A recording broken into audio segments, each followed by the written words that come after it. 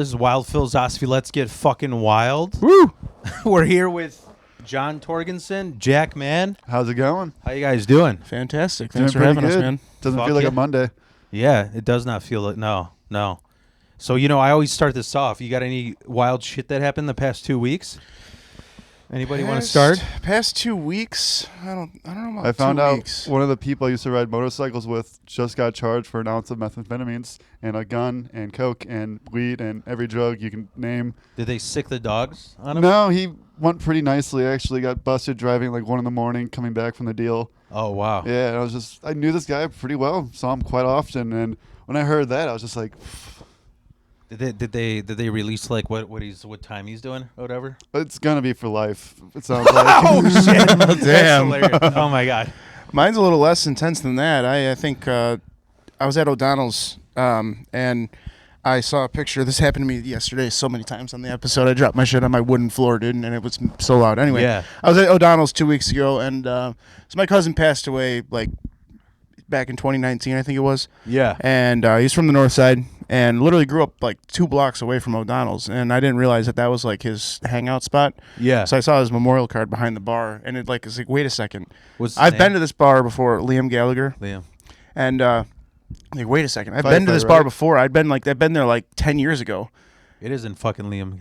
Huh? It isn't Liam Gallagher. What isn't Liam Your Gallagher? cousin's name. Yeah, it is. No, it isn't. Liam? Shameless? Yeah, I swear to God, my cousin's name is Liam Gallagher. I swear to God. Yeah, I from swear to Chicago? God. Yes, he's from the north side though. He's not black.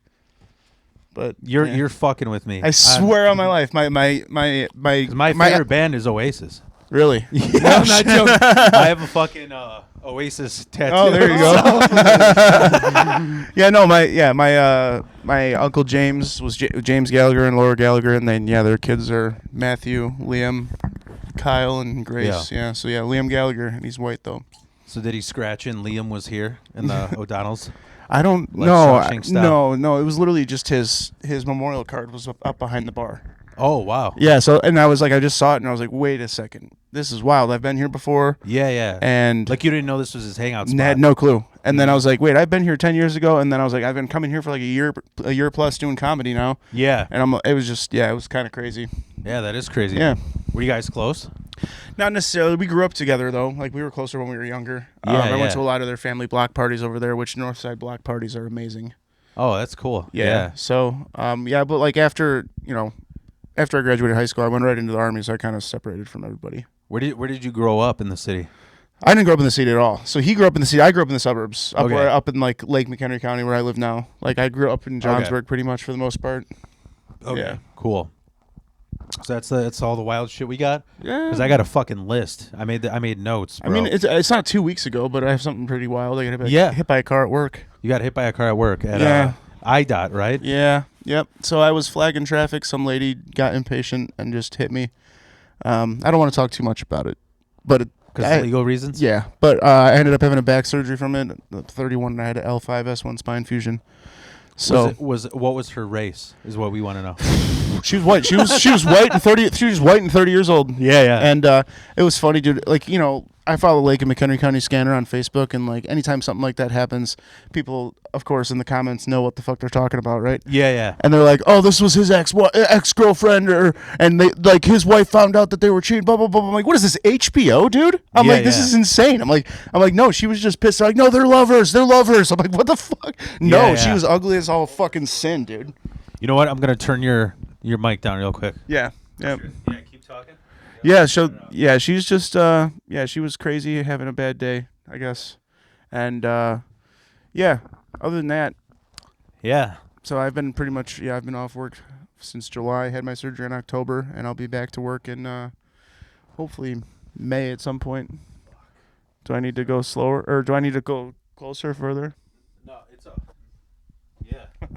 I usually just hold like this, just so Okay. you can see your face. There we go. Yeah. Because we want to see your beautiful face. Yeah. But yeah, no, that sucks, dude. I mean, Yeah. can you sue her? To an extent.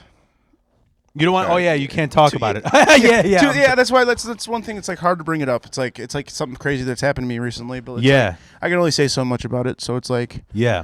Yeah, it's wild though, man. It was. Well, what did you have like all the fucking flares and cones set I up? had everything. We were at. He was holding a stop sign. I was holding the stop sign on the shoulder, and then as soon as she stopped, she started pulling up. So I was like, no, stop, and then she like bumped me. Were you holding a sign that said "Climate change is real"? Is that what- Dude, literally holding us out. We're in all the proper PPE that is required, and yeah, it was. I almost got hit right here around lockdown.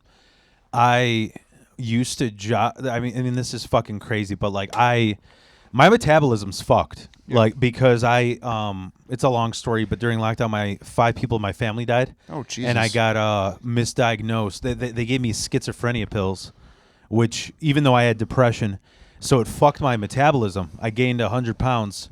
So I was like doing the most extreme shit to lose weight. Yeah. And I used to jog when it was like 10 degrees outside, and I would jog in my shorts for like 3 miles. And one time I did get hit because I didn't have any. I'm high visibility. I didn't have a shirt on, nothing like. Damn. So Snow. I dove into the snow because the guy didn't see me. Jesus. But maybe I can get some like reflective booby tassels. You know? Something, yeah. But yeah. Damn. I had some wild shit happen that I have to share. So first, I got an exciting announcement. First is I got my first hemorrhoid. Oh. 37. Damn, that's Beat lucky you to you. it. I got it at like 23. Oh shit, dude. Yeah, dude. Bro, it sucks. It's Yeah. like, I'm Poop like, in or You think you were fingering? dying? it was. Did you go to wipe and you're like, I'm dying. Yeah. I was Yeah. I was washing my ass, and I'm like, this is like, it feels like I found the clit. You know? I was This like, is holy new. shit. It's like, why is there? It's like, why is there a pinto bean stuck in my ass? Yeah, no, dude, it freaked me out. I'm like, is this cancer? Like, what the fuck? You know why though? Because this is so fucking. Did you try squeezing it? I did, dude. Yeah. You know, you want to smell my finger? No. No, but dude, this is so Polish. It's because like I grew up in a house where like, and I guess I carried it on where like we only had either the choice in your shower was like, you know, those like natural sponges that look like a brain. Yes. It was that, or it was a loofah. Those hurt. So you'd I'd wash my ass with that natural sponge, and I'd have skid marks. So then I'd go loofah in, and my ass would bleed. And I wonder if that's like what caused it. I don't know. I've noticed the lip It's- hurts. I think it's just from pushing when you're shitting too much. Yeah. That's pretty Yeah. much what they come from. Honestly, Over wiping too. That too, yeah. Yeah. I Good started. Bidets are great. I'll just hop Yeah, in I the have shower a if I bidet. have It's to pretty cool. wipe more than 3 times. Yeah. Yeah. I honestly think it's because I started on Zepbound, which is the more proven and natural like Ozempic. Okay. So because like I said, like nothing's fucking working. I literally No, I used Ozempic for fucking like 6 months. I yeah. lost like fucking 50 pounds, dude. It was wild. It sucked though. I was puking. Like I puked for like 6 months. Yeah. I was pretty much bulimic for 6 months, dude. It was I could not eat anything. I had such terrible acid reflux. I'm That's- a spokesperson for. I just That's- wanted a fucking what's it called? It's just a head start. Yeah. Just wanted a head start on it. And it was I like, literally had my CrossFit trainer told me, he's like, dude, you've been going here for 6 months. You're keeping up with the most jacked guys here, and you're not losing shit. He's like, your metabolism is fucked. Nobody's gonna hold it against you, dude, Like, I had an antidepressant that was causing me to gain crazy weight. what was it? Fucking Sertraline, Prozac, no, Cymbalta. pot? Cymbalta. Cymbalta is apparently, according to my therapist and my psychologist, both of those are not both of those. Jesus, Cymbalta is like causes the most weight gain of all the other antidepressants. Yeah. And I yeah. started gaining weight when I switched over to Cymbalta a year before I started the Ozempic. Yeah. I was like, I could not, dude. I was eating good. I was active. Not Yeah, you super active, You but I was can't eating catch up good. with it. I was like, what the fuck? Yeah, it's crazy. Yeah, I have a joke about that. About Yeah. stopping my antidepressants. No, dude, my the pill that I was on, the schizophrenia pill, they literally, when they prescribe it to you, it was the biggest lawsuit with Eli Lilly. Okay. So when they prescribe it to you, in order to avoid getting sued, they make you have metformin. Okay. So like literally, he's like I talked to my fucking main doctor. He's like, you could fucking eat salads the entire time and you're gonna get fat That's wild. because with this pill, your body absorbs every carb that goes in it. Okay. Like even if it's fucking salads. So it was wild. But Yeah. anyways, it wasn't that, like, it's not that bad. Like for me, the day I shoot up under the bridge, and listen to Ted Ukala. You know? I get like heartburn and shit, but like it's not that bad. Like I just eat one meal a day. Mine was bad at first because I was doing it into my stomach, and then I started doing it into my leg, and then the nausea got way less. Yeah, yeah. But it was also once I was like used to a certain dose, and then they would up it. Yeah. It's like they're doubling the dose every time they up it. So it was like I was getting nauseous, dude. Yeah. The shit's works though. I understand why people in Hollywood use it. Dude, this shit you cut weight fast. Yeah. I've been on it for 2 months, and I got 20 pounds lost. Okay, yeah. I think I started right after my daughter was born, and I had 3 months paternity leave. Yeah.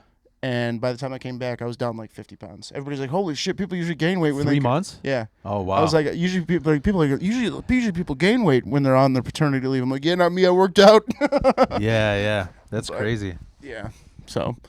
But yeah, man. So I don't know how I'm fingering my asshole with preparation H. This is my announcement. There you go. Do you use the pinky or the 2-finger splish splish? I use my middle finger because I'm giving my middle finger that fucking hemorrhoid. Like, or they have the ones that have the nozzle you just shove up your ass. Yeah, the suppository. Yeah. It feels really weird because then you just feel like you shit. Every time you fart, you feel like you shit yourself because there's jelly in your ass. Yeah, dude, I don't want to. Yeah, it's gross. Have you seen Train Spotting? Oh yeah. Yeah. When he fucking dives for the suppository. What a great fucking scene. Yeah, and he swims for it. After that scene, I'll never take a suppository. But I first learned from my grandpa. He handed my mom a suppository, and I didn't understand what suppository meant. He looks at me and just goes, I'm like, I don't get that. Come here, little boy. I mean, honestly, dude, if somebody, like, if it was back when, I was younger and didn't have kids and stuff and I was more wild, I would probably let somebody boof cocaine up my butt probably one time. Yeah. You just need a Nerf gun. Yeah. I would try it. A Nerf gun? Yeah, you don't need someone else. You just need a Nerf gun. Yeah. A Nerf gun attached to a straw. And a silly straw so you can get the angle a little better. Just pull it and... Yeah, dude. That's allegedly. This is obviously I wouldn't do that. Yeah. I'm a scientist. So the other fucking wild, like, this next 3 shit I'm about to share, like I'm trying to work it on stage because this is the goofiest shit that's happened to me in 2 weeks. Like, so I'll go in order. Like, first, my wife and I. So dude, I've been sick as fuck. I took off comedy for like 3 months. Oh really? Because I had RSV. Damn. Then I had neurovirus. Then I went on that. I think I got that norovirus. That shit sucks. Just Yeah. shitting and puking. Yeah. I had that for like a weekend. Yeah. Then I fucking went to Texas, and then when I came back, I had like influenza A. Oh. So fucking while like everybody in the house got sick, my stepkid, my wife. So my wife's like, "Yo, like it's my turn to order food, and I know you like Thai. Do you want to get Thai?" I'm like, "Yeah, sure." So she goes, "But I'm gonna pick a place that like we never went to." Oh boy. So I drove like Mistake. 2 miles this way, and it was in this mini mall that was brand new. Okay. So there's like 7 stores, but only 2 of them had signs. And it was like an aquarium store and then like a boxing gym. So I got to find this place either the by Thai number. place was in between the fish and the Thai boxing. Yeah. So I walk into this, like, this is true fucking story. I walk into this fucking restaurant and I go, "Hey, I got to pick up for Kelly." And there's just this 70-year-old Asian dude, and he just goes like this. He goes like that. I'm like, it's kind of rude. I'm like, what are you fucking doing? I gotta pick up for Kelly. And he's like, "I don't know what you're saying. No, we don't do pickup here. We don't do. Show me where you get pickup." I'm like, "We ordered it online." He's like, "Okay, show me your phone." And then I show him the phone, and he goes, "No, this is Happy Dragon. Jay did Thai next door.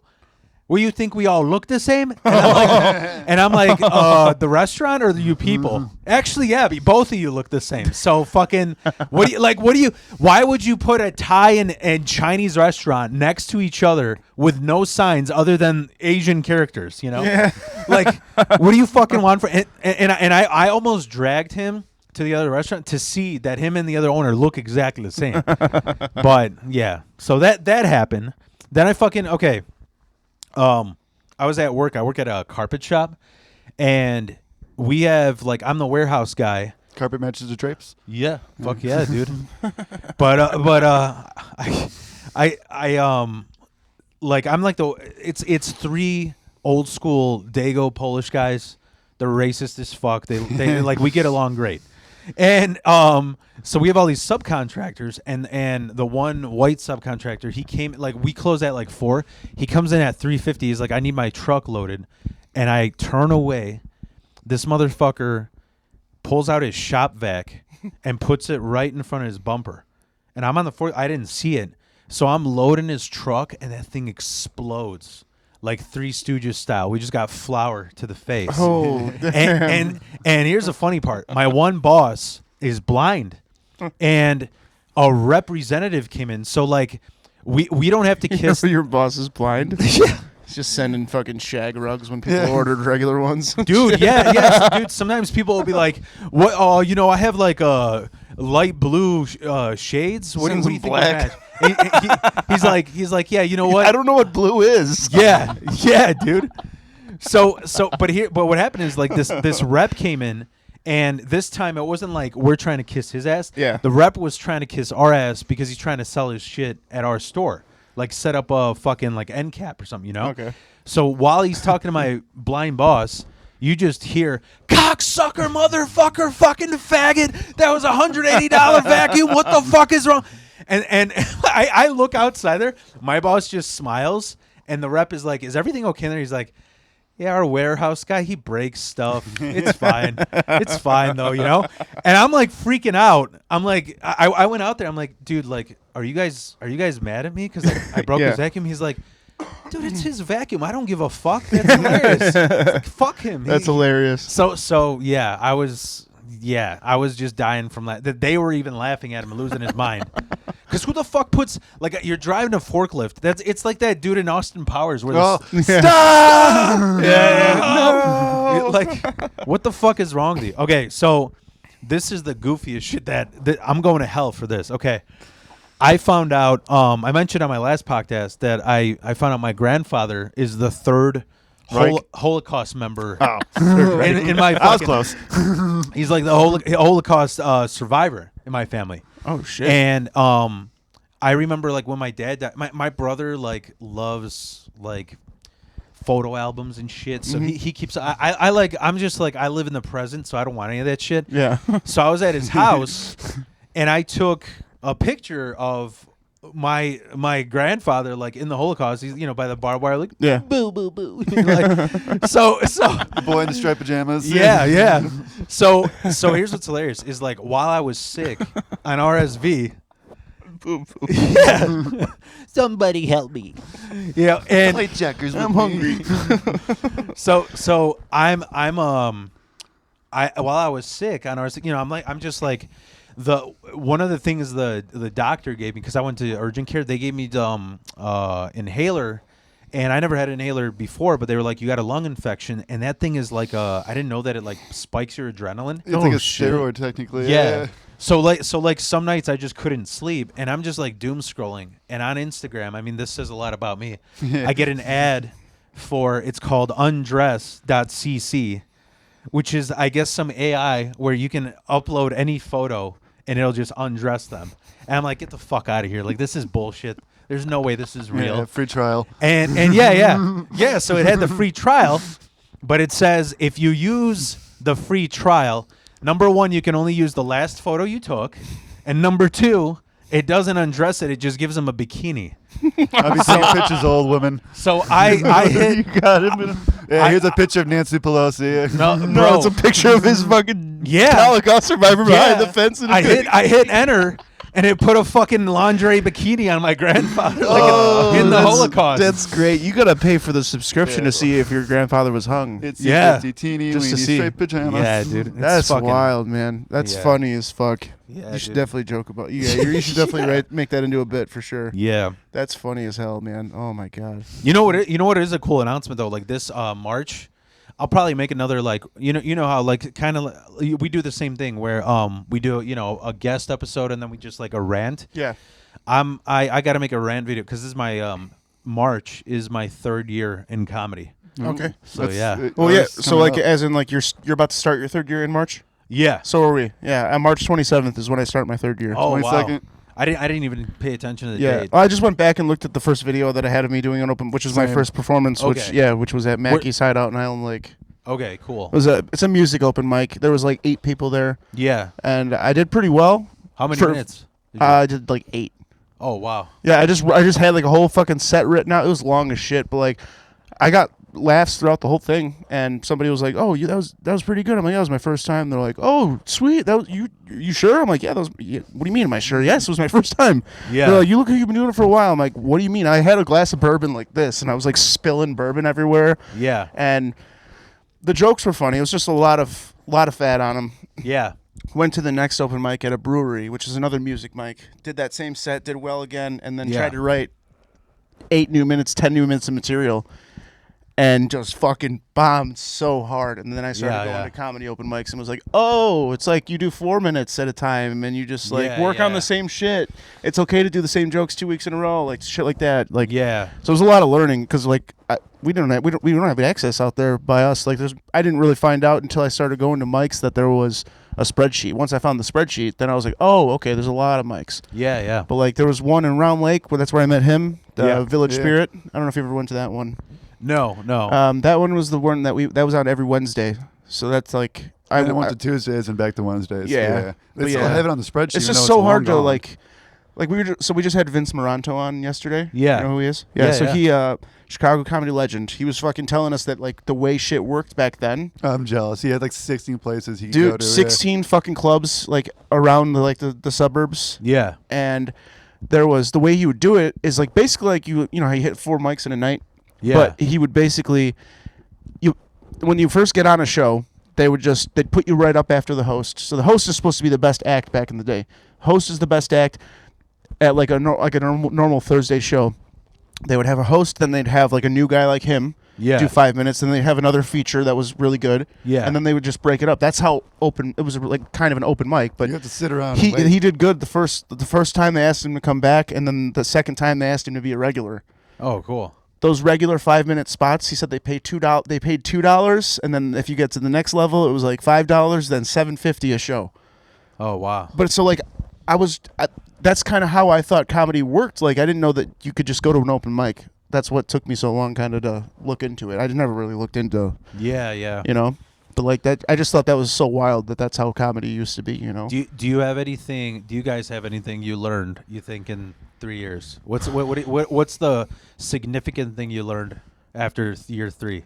People are there's- way more racist than you think they are. Yeah. I'd say for me was You could just say it's me. It's like I'd say for me personally is no need to reach as far as I thought I needed to be to be funny. I just know that like if I can just tell a story about just be myself mainly. yeah. I don't need to reach out and try to like emulate what another comic's doing, or if I see somebody be really dirty Yeah. and get super big laughs, I don't have to also be really dirty to get those laughs. I just do it my way. Yeah. So I'm just like, it took me a little bit. I think I'm still in the process of like finding my voice, Mhm. but like it's more lean towards like being a younger father and. Another thing I found You out know. too is comedy is exactly like high school. There's Oh cliques. yeah, that too. There's That's cliques. the clicky Yes, shit is. I didn't expect that, and like I feel like right now I'm at the place where I'm like I go just enough times a week to where it's like I'm far enough separated but relevant enough to where it's like I'm not in the drama. It's like Yeah. Yeah. you know what I mean, and it's like He's a country perfect. kid that gets invited to parties. Yeah. Yeah. Dude, you know what, man? I used to be so worried about like whatever, like the quote unquote drama, right? And I was just like, dude, the only way out is through. I don't even give a fuck. To me, it's like I don't start drama, but if you want to, start a Yeah. little fire, I'm gonna pour gasoline on it. Yeah. That's just how I am. Yeah, for sure. And it's just funny, like what did I realize in year 3? I was trying. I never fit in any fucking clique. And Always an outsider. Always, yeah. and I was talking about with Kyrie the comic. Yes. I was talking with him about this. That what's funny is like, if there is any cliques always start from hate. Mhm. Because Yeah, it's like there's- people. What you realize is the people who start making it and getting good shows, they just leave that clique because they're like, we're sticking together to shit on everybody. You Yep. know. Yep. That's why I like. That's why I don't. It's. There was back in like how Jack said it's so We're much in, like the high suburbs school. clique. That's something Well, you yeah. just know everyone. Yeah. Yeah, From suburbs club experience, for yeah. sure. But it's like high school, man. Like I played football and shit. Like Yeah. and I didn't hang out with the most What popular. position I you played play? quarterback. Okay. I didn't hang out with the most wow. popular. I didn't hang out with the popular kids. Yeah. I hung out with my best friends, Jake, Gavin, Liam, and Justin. That was us five. Whitest The names guys ever. from Big Ten Rush. Well, I live in Johnsburg, dude. There's like we had 5 black kids at our school. That was it. Yeah. I don't even think we had like 2 Asians. Christy Trojan was one of them. This would not be allowed on Netflix. This documentary. No. Yeah, no, that's okay. But I mean, it is not my. They're more diverse now, I think. Yeah. But what was I talking about? I fucking brain farted. Yeah, sometimes. just like that you didn't fit in Yeah, cliques. Yeah. It's not that I didn't fit in. Like I would go to those parties. Yeah. But we'd go and we'd hang out in our little group still. Like you Yeah. know what I'm saying? Like it was just like I don't like I found that the Lincoln Lodge is like the popular kids. Like that's where the popular kids go for the most part, right? I don't know. That's what I've found Never out. been So invited. I'm not gonna name drop anybody, but like there's I wouldn't call it popular. I just think like they have their own clique. Like they rep each other. They have each other's backs. Like Yeah. like it's sort of like if you like, for example, if I like suddenly really got on the good side of like Zanies, yeah. then suddenly like Laugh Factory and Lincoln Lodge, they like wouldn't want to book me as much. Okay. Because it's like they're Yeah. repping their own people. Gotcha. That makes Like sense. that type of Yeah, I just also feel like just like Lincoln Lodge is like as far as like comics that are living in the city Yeah. or that are doing comedy, that's like the spot to be at. Like Yeah. that's like that's like, the where you can be like a regular or Mhm. that's so I don't know. We went to Lincoln Lodge last week for the first time for Three Blind Mice and great mic cuz it's all like was I don't know. What day is Tuesdays. Wednesday. Okay. Tuesdays. I thought it was a Wednesday. It might have been. No, it was no. You're right. It was Wednesday. Yeah. Sorry, it Yeah, was Wednesday. It was Wednesday. Wednesday at With 6. Anthony Hernandez Or Gomez too? Richard Gomez? Richard Gomez and Gomez, and Ryder Ali. Yeah, yeah. Those two. Excuse me. Good guys. And the only thing about that is it's like it took us 2 hours to get there because of traffic. yeah. And other than that, I mean, it's like I don't know. I just feel like that's where you want to be. I mean, That is, it is where you want to be. I'll be honest, like, that's what I learned that. shit, that's in, empty. Yeah, it's all good. I learned that I drop a lot of stuff if you haven't noticed. I learned that in year 2 that like my problem was like I did start out in the burbs, Yeah. like Jerks and Comedy Vault, and I realized like I just woke up one day, I was like, I spent 2 fucking years trying to fit in this clique, and the moment I started going to the city, it's just like I started getting booked. People like me there. Like people value me, and I'm not trying to fit in anywhere. Like fuck it. Like let's just like we're here for comedy. Yep. We're not here to fucking do high school bullshit. Yep. And obviously like there is moments like I'm still trying to warm up to like the people at Laugh Factory. I love that fucking place. I still haven't done it. Yeah, Just I because feel like I'm not ready for that yet. Like, I'm not that I'm not ready for it. It's just I haven't. I'm scared I'm gonna hate. Just go down there for to potentially not get pulled. I understand that you can talk to them and say like I'm from out of town. It's a Yeah. long, but and I know also if you don't get pulled, you can just go right down the road to the other mic that There's 2 TBD other or mics. whatever. Yeah. So And Harrington's. I need to stop using it as an excuse. But I think I'm gonna try to go next week, not this week. Yeah. Maybe I'll go this week. I don't know. I got a spot tomorrow. At Laugh Factory. Yeah. Nice. Okay. I've went 17 times. I've gotten pulled 5.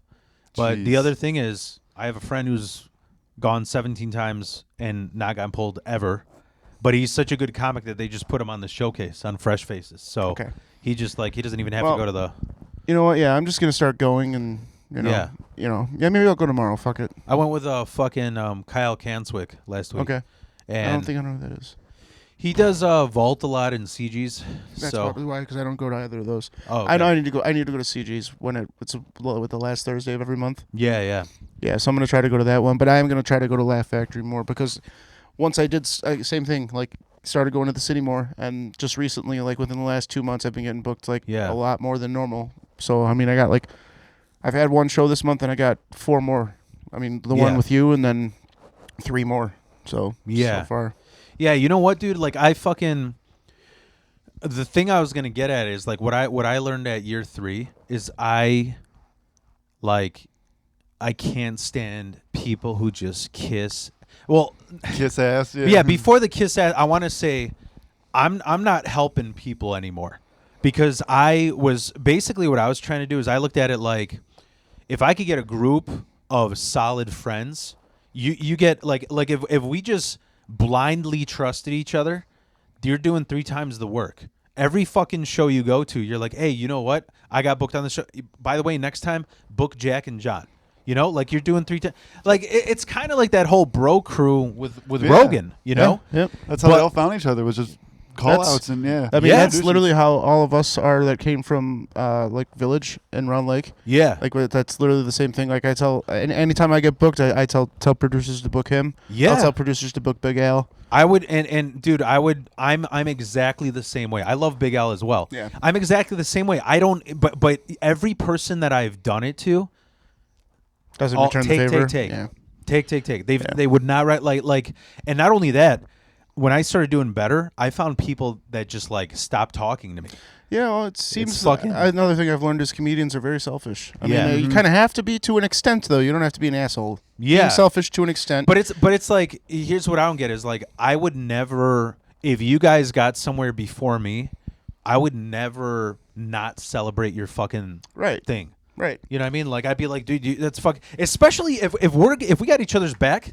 Why would I fucking be jealous if I know, hey man, you got my back, you're gonna recommend me anyways? Right. You know? Exactly. Yeah. But I just been around so many fucking people that just, dude, it's Yeah, I can see that for sure. like I've known people that have gotten on like 5 shows, and I asked them, hey, recommend me for this one show. I shouldn't even be fucking telling you, and they wouldn't. I'm like, dude, yeah, we're good, and then the Yeah. kiss ass thing too is like this. I've gotten to this point. I'm so comfortable being Wild Phil Lasecki. I don't mean to talk in third person. You caught me there. about that. Yeah, we were just talking about that. But I'm saying I've gotten so yeah, comfortable. John where- doesn't like that either. Jack disapproves. Yeah. But I've gotten so comfortable where I'm just like, dude, like, I guess what I'm saying is I've met a whole lot of people where they're just like, yeah, that guy's cool. Yeah, that guy's cool. Like, you're kissing everyone's ass because you're trying to like step on everybody to the top.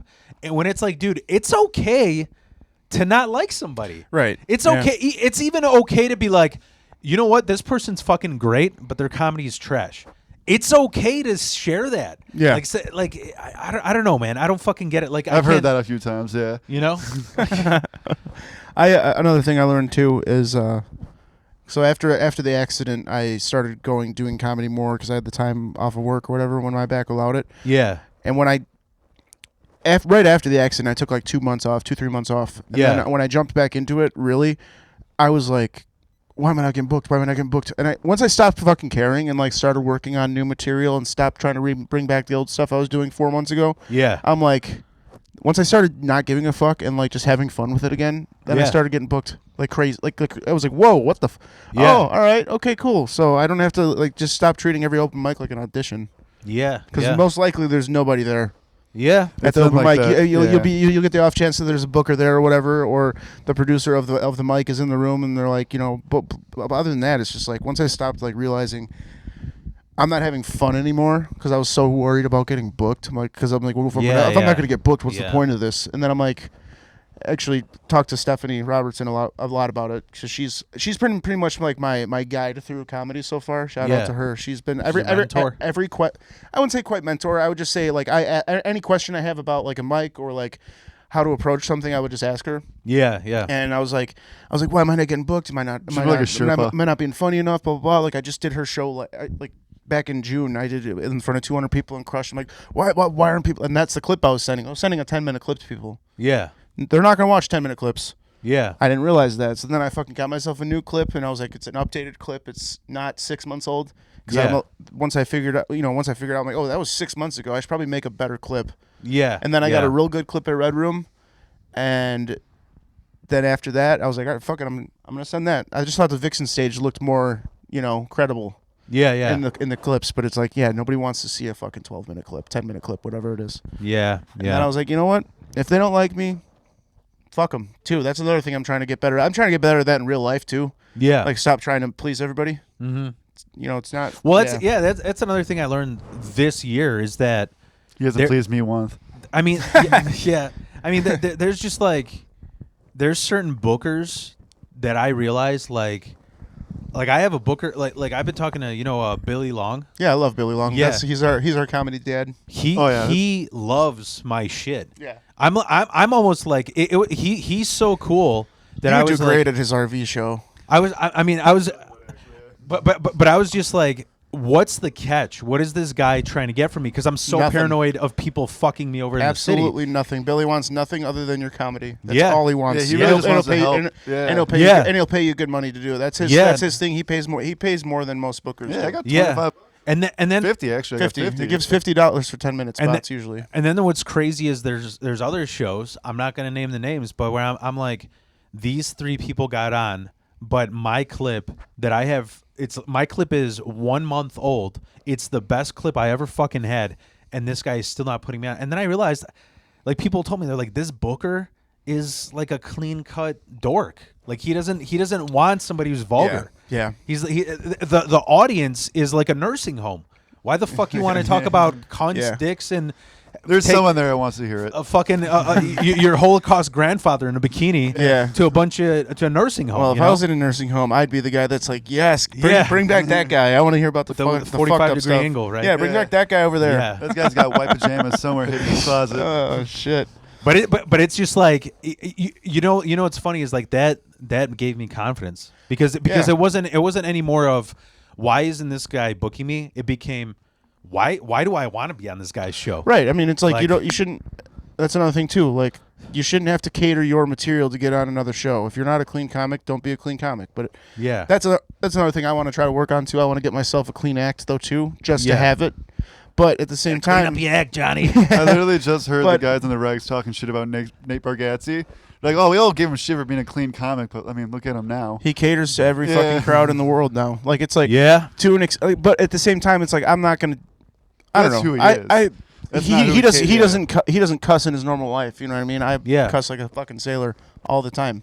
Also there's there's a difference between cater and reading the audience too. True. Yep. Because like Vince was talking about that yesterday about how he like performing like the Zanies crowd now is like the younger crowd. Oh, yeah. And he's like, all right, well, he's got he's been doing comedy for 43 years, so he's like he's got enough material to be able to fucking adjust it. And he's like, he had a set in mind, and then he just totally changed course and was able to murder with the room. Yeah. It's like you never know. I was just talking about this. I was on Derek Alderson. Yeah. I was just on he's doing this like little YouTube series where he talks about crazy Uber stories, Okay. Oh, that's fun. And it was down on the south side. I'm the only white guy in a 4-mile radius, And I was talking about how it's funny that Still like fit in somehow. Yeah.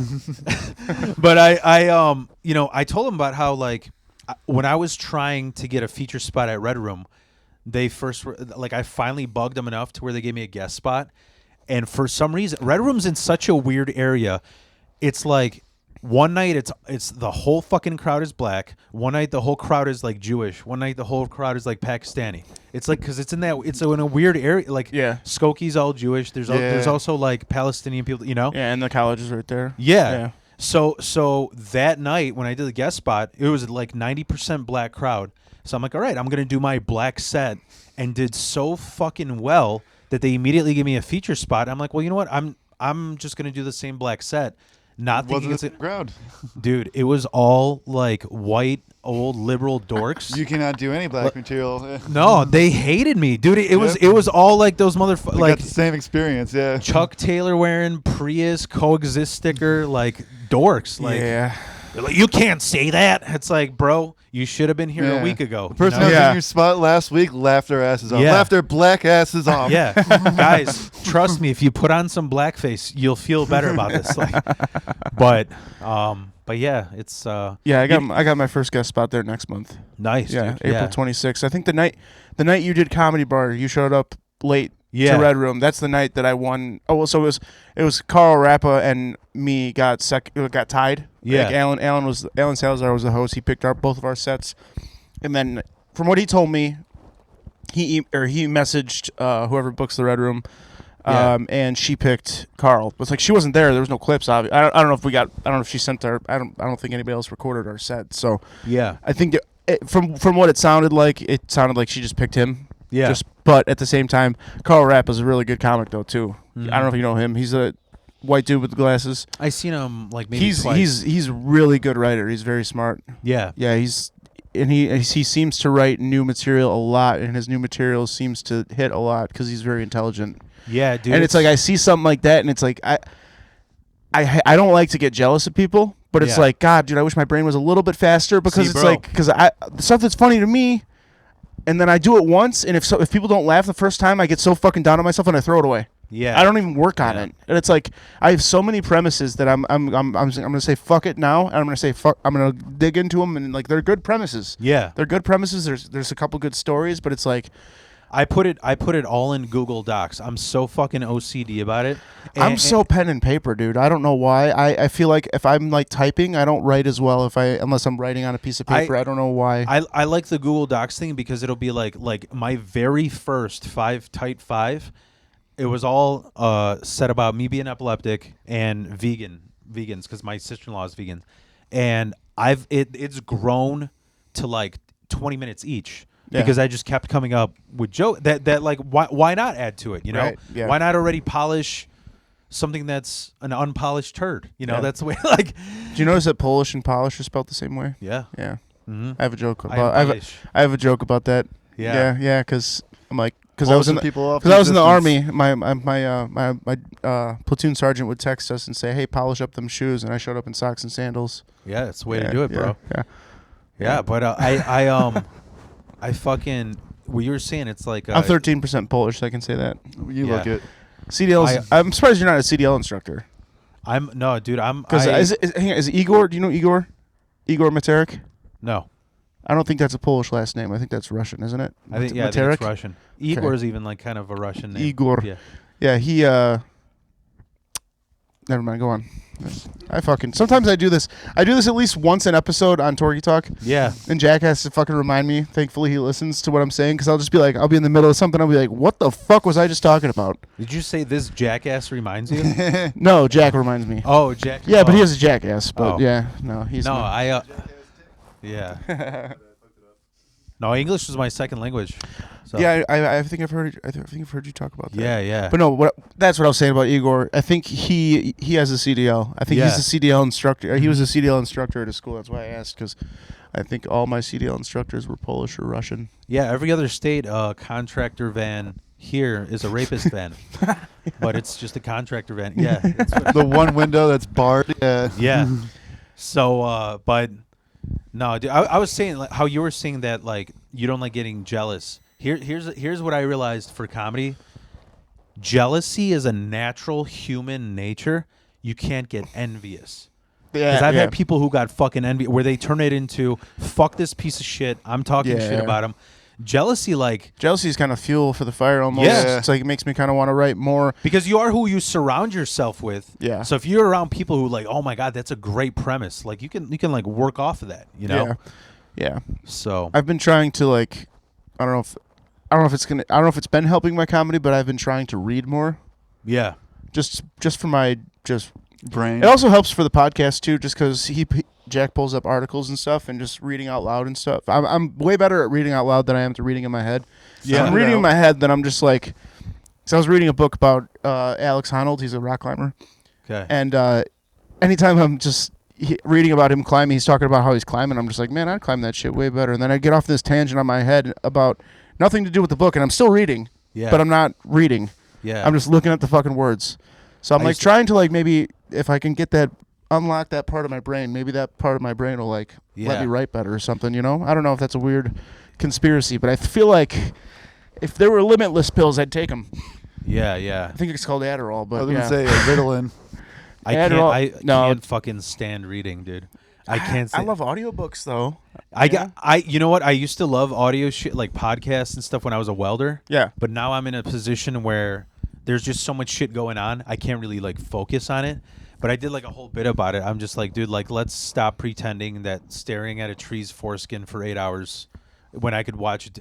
Literally, you know what I'm waiting for? When AI you just input an entire book into fucking AI and it makes it a 2-hour movie. Like I'll fucking Oh, that's that. gonna happen, Yeah, I've never even thought about that because that's right around the corner at this point. Yeah. Honestly, like with all Don't those. fucking tell me that the 16 me sitting 16 hours in my house while my fucking cat licks my pussy. I'm putting the Kama Sutra Like- into that immediately. Yeah, right. So Nice. Show me. Because that's like no, for sure though. Like, because I'm reading a book about rock climbing. I'm like, I'm just gonna turn on some rock climbing videos. Yeah. You know, because it's like I'd rather watch it than read about it. I used to just do a bit about my black friends used to tell me that I'm so white that I climb rocks instead of smoking them. and I go, no, man, I'm the kind of guy who wants to do both at the same time. Let's get to the peak of that crystal. You know what I'm saying? Oh yeah. But no, man, you know what I just learned this week? Like, what I'm happy about is like, so big. Like, I came into Louis C.K. is like at the top of my Mount Rushmore, Okay. right? And I just got nuts about Big J. Not even so much because, like, I mean, obviously, Big J's getting up there with me in my favorites. Oh, yeah. yeah. He's And one of a lot mine. of it had to do with is like I suck in crowd work, so it's like I've never even attempted it.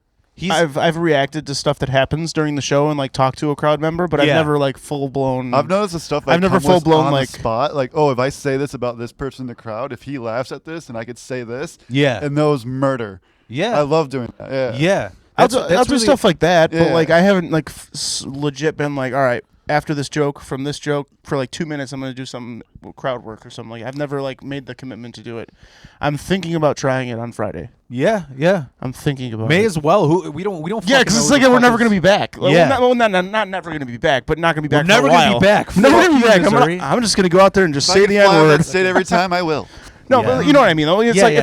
it's not like I'm going down to the fucking red room. Yeah, and yeah. I'm gonna try crowd work for the first time, or I'm going to somewhere I'm at every day, every week. You know what's funny is like my first year in comedy. What really bothered me, like I emotionally attached myself. I didn't feel good about like this is a script. This is a fucking script I'm doing. And then when I detached myself from that, I realized crowd work is just tricks. To get yourself into those bits. Yeah. Yes. And Yeah. but it looks spontaneous, but it's just like tricks. People Yeah. practice You that. Yeah, oh, yeah. Yeah. Yeah, because there's really good So- good ways to set yourself up for your like if you have any joke about sex, any couples here, and Yeah, then you yeah. can just easily lead that into. That's exactly what I'm gonna There's do on usually not a lot of Friday. Yep. midgets in my Because I'm crowd, gonna do so- it right before my last 2 jokes. Yeah. Is where I was gonna talk about it. Just talk about sex because it's Mhm. easy to talk about. It's funny. Mm-hmm. If you talk, yeah, it's just so that's you know I'm gonna try it on Friday. Yeah. I've never done it. Might as well try. You know, I just heard a quote that like I know it's gonna fucking. You know what? There's just people in comedy that say certain things that it'll stick in my head forever. I always mention fucking Dan McCarty. He told me what you just said. He said, Phil, ask yourself, am I having fun? And if the answer is no, don't do comedy anymore. Yeah. Because at the end of the day, it's not did I just bomb? It's am I having fun? Look at the big picture. How many times did you fucking do well Right. versus one bomb? You're having fun, so Yeah. shut the fuck up. You For know, sure. like but what I heard recently, so I did a show in Wisconsin for Marcos Lara. I fucking love Marcos. Yeah, I've done a show for him over at I think it was I don't know if it was Janesville or if it was Yeah, was The it, other one- What was the venue? Was it Oddfellows? yeah that's a cool dude. spot. Yeah, Yeah, up dude. the upstairs spot. Yeah. I just did it now, and I love the guy who runs the Chris Decker. Yep. He's we listen to the same fucking bands. You know? Oh, really? Nice. And so I went there, and I drove up there. Anthony Hernandez picked me up on the way Okay. because I'm on the way. I'm a fucking mile off the highway. And one thing he said that I didn't even fucking think about. He's like, dude, you know what's crazy is you do your best at places you don't give a fuck. Yes. You don't even know why you don't give a fuck. And that's why every show, don't give a fuck about it. Every Yep. time I told myself I'm going to bomb, I ended up not bombing. Yeah. But every time I get excited and I'm like planning my shit, like, okay, I'm going to do this, Yeah. and this, none of it goes the way I want. I come out with a sad feeling. And you know, Yeah. like I just did this. You probably seen my clip, right? At roast battle. Yeah. With Evelyn Troutman, right? And Evelyn, I'm like the whole time I'm like, holy fuck, dude! Like, not only am I admitted into roast battle, but I'm going up against a past champion. So either they want me the fuck out of there in the first bracket, which I think that's what it was. But Oh, that was, the Fishburne? The last one? Yeah, Evelyn Troutman. Yeah. Yeah, Troutman. Yeah. Fishburne. Sorry, I dated a girl named Fishburne. I didn't really. Yeah. You're thinking of Fish trout. You're thinking of her evil twin. Yeah. but yeah, like honestly, like I don't know. I've had Fishburne. I guess what you know what bothered me is I was like, dude, like I gotta do fucking well. And honestly, like I've showed that clip to non-comedians, and they're like, dude, like you kept up fucking well. Yeah. And like but then I do have like people like Alan Salazar. We shoot jokes off each other at the same, and he said something. He's like, dude, you had one good joke, and the rest were kind of okay. She had 4 good jokes, and one of them was okay. Yeah. So like, and I go, you know, I'm proud that I did what. The point is, I came there being like, dude, I'm shaking like a leaf in the wind. This needs to be amazing. And then I go do Oddfellows, and I'm like, dude, this is Wisconsin. This motherfuckers are as criminal as me. Yeah. You know? Hi, people. Yeah. Like that's the first thing I said. I said, "This is my crowd. There's more people in the room than teeth." You know, like, and like, dude. So get this, like, I don't even Real fucking quick. care. Can I use your bathroom real quick? Yeah. Okay, cool. Let me. It's so it's right above here. It's all good. I could just cut this out. So sorry, you guys need a break. It's all good. Drink a Red Bull on the way here. Yeah, it's all good. Sorry, Jack. I feel like you're not talking at all. Me just commenting in there. I don't have many stories, but Yeah. No, it's all good. You guys aren't in a rush or anything, right? no, yeah, this Like you're not doing a mic or anything? No. Yeah. lazy Monday for me. I was actually just doing getting my Bassett license to get a bartending job tomorrow. Oh, nice. So I'm trying to get back into that so I can become more of a night owl again because I've been working morning shifts for like 3 years in a row. Yeah. And it's like, oh, I can do that in comedy, but it's like I'm waking up only with 4 hours of sleep because the comedy. I'm like, I can't keep doing this to myself. Yeah. Like it's one or the other. And like I hate my job, but I love comedy. Well, I mean, you don't have to hang out after. That's the thing. Oh, like comedy? Yeah. Yeah, but just like even driving back sometimes. And shit Oh, like that. yeah. You're right. Yeah. Because a lot of times we don't hang out. We do our sets in bail and we're still getting back at 1 a.m. Yeah, Yeah. dude, that's a bummer. But if I'm a night owl where I'm working at 2 in the morning, fucking 2 in the morning is not going to feel like shit to me. So it's like, just change my sleep schedule, basically. What is your shift? I used to be 7 to 3:30. Oh, okay. Yeah, which was fair, easy. Dude, that's why I But fucking quit welding, because there is no welding job that starts after 7. Mm-hmm. It's all 7, 6, 5, 4, like. Unless you're doing the night shift, and then there's your nights. Yeah, no, fuck that. I literally, bro, this is how much, like that's what I'm saying. Like, this is how much my sleep epilepsy effects is. Like, I literally would apply for welding jobs, and I'd be like, bro, pay me $10 less, and just let me work fucking 9 to 4. Like, let me have a good shift. I'm not one of these fucking guys that's working 6 to 2. Like, Right. so. Yeah. But what I was saying is, so I don't even fucking care if I mention his name. I'm not really like shitting on. I guess I am shitting on him. I just don't care.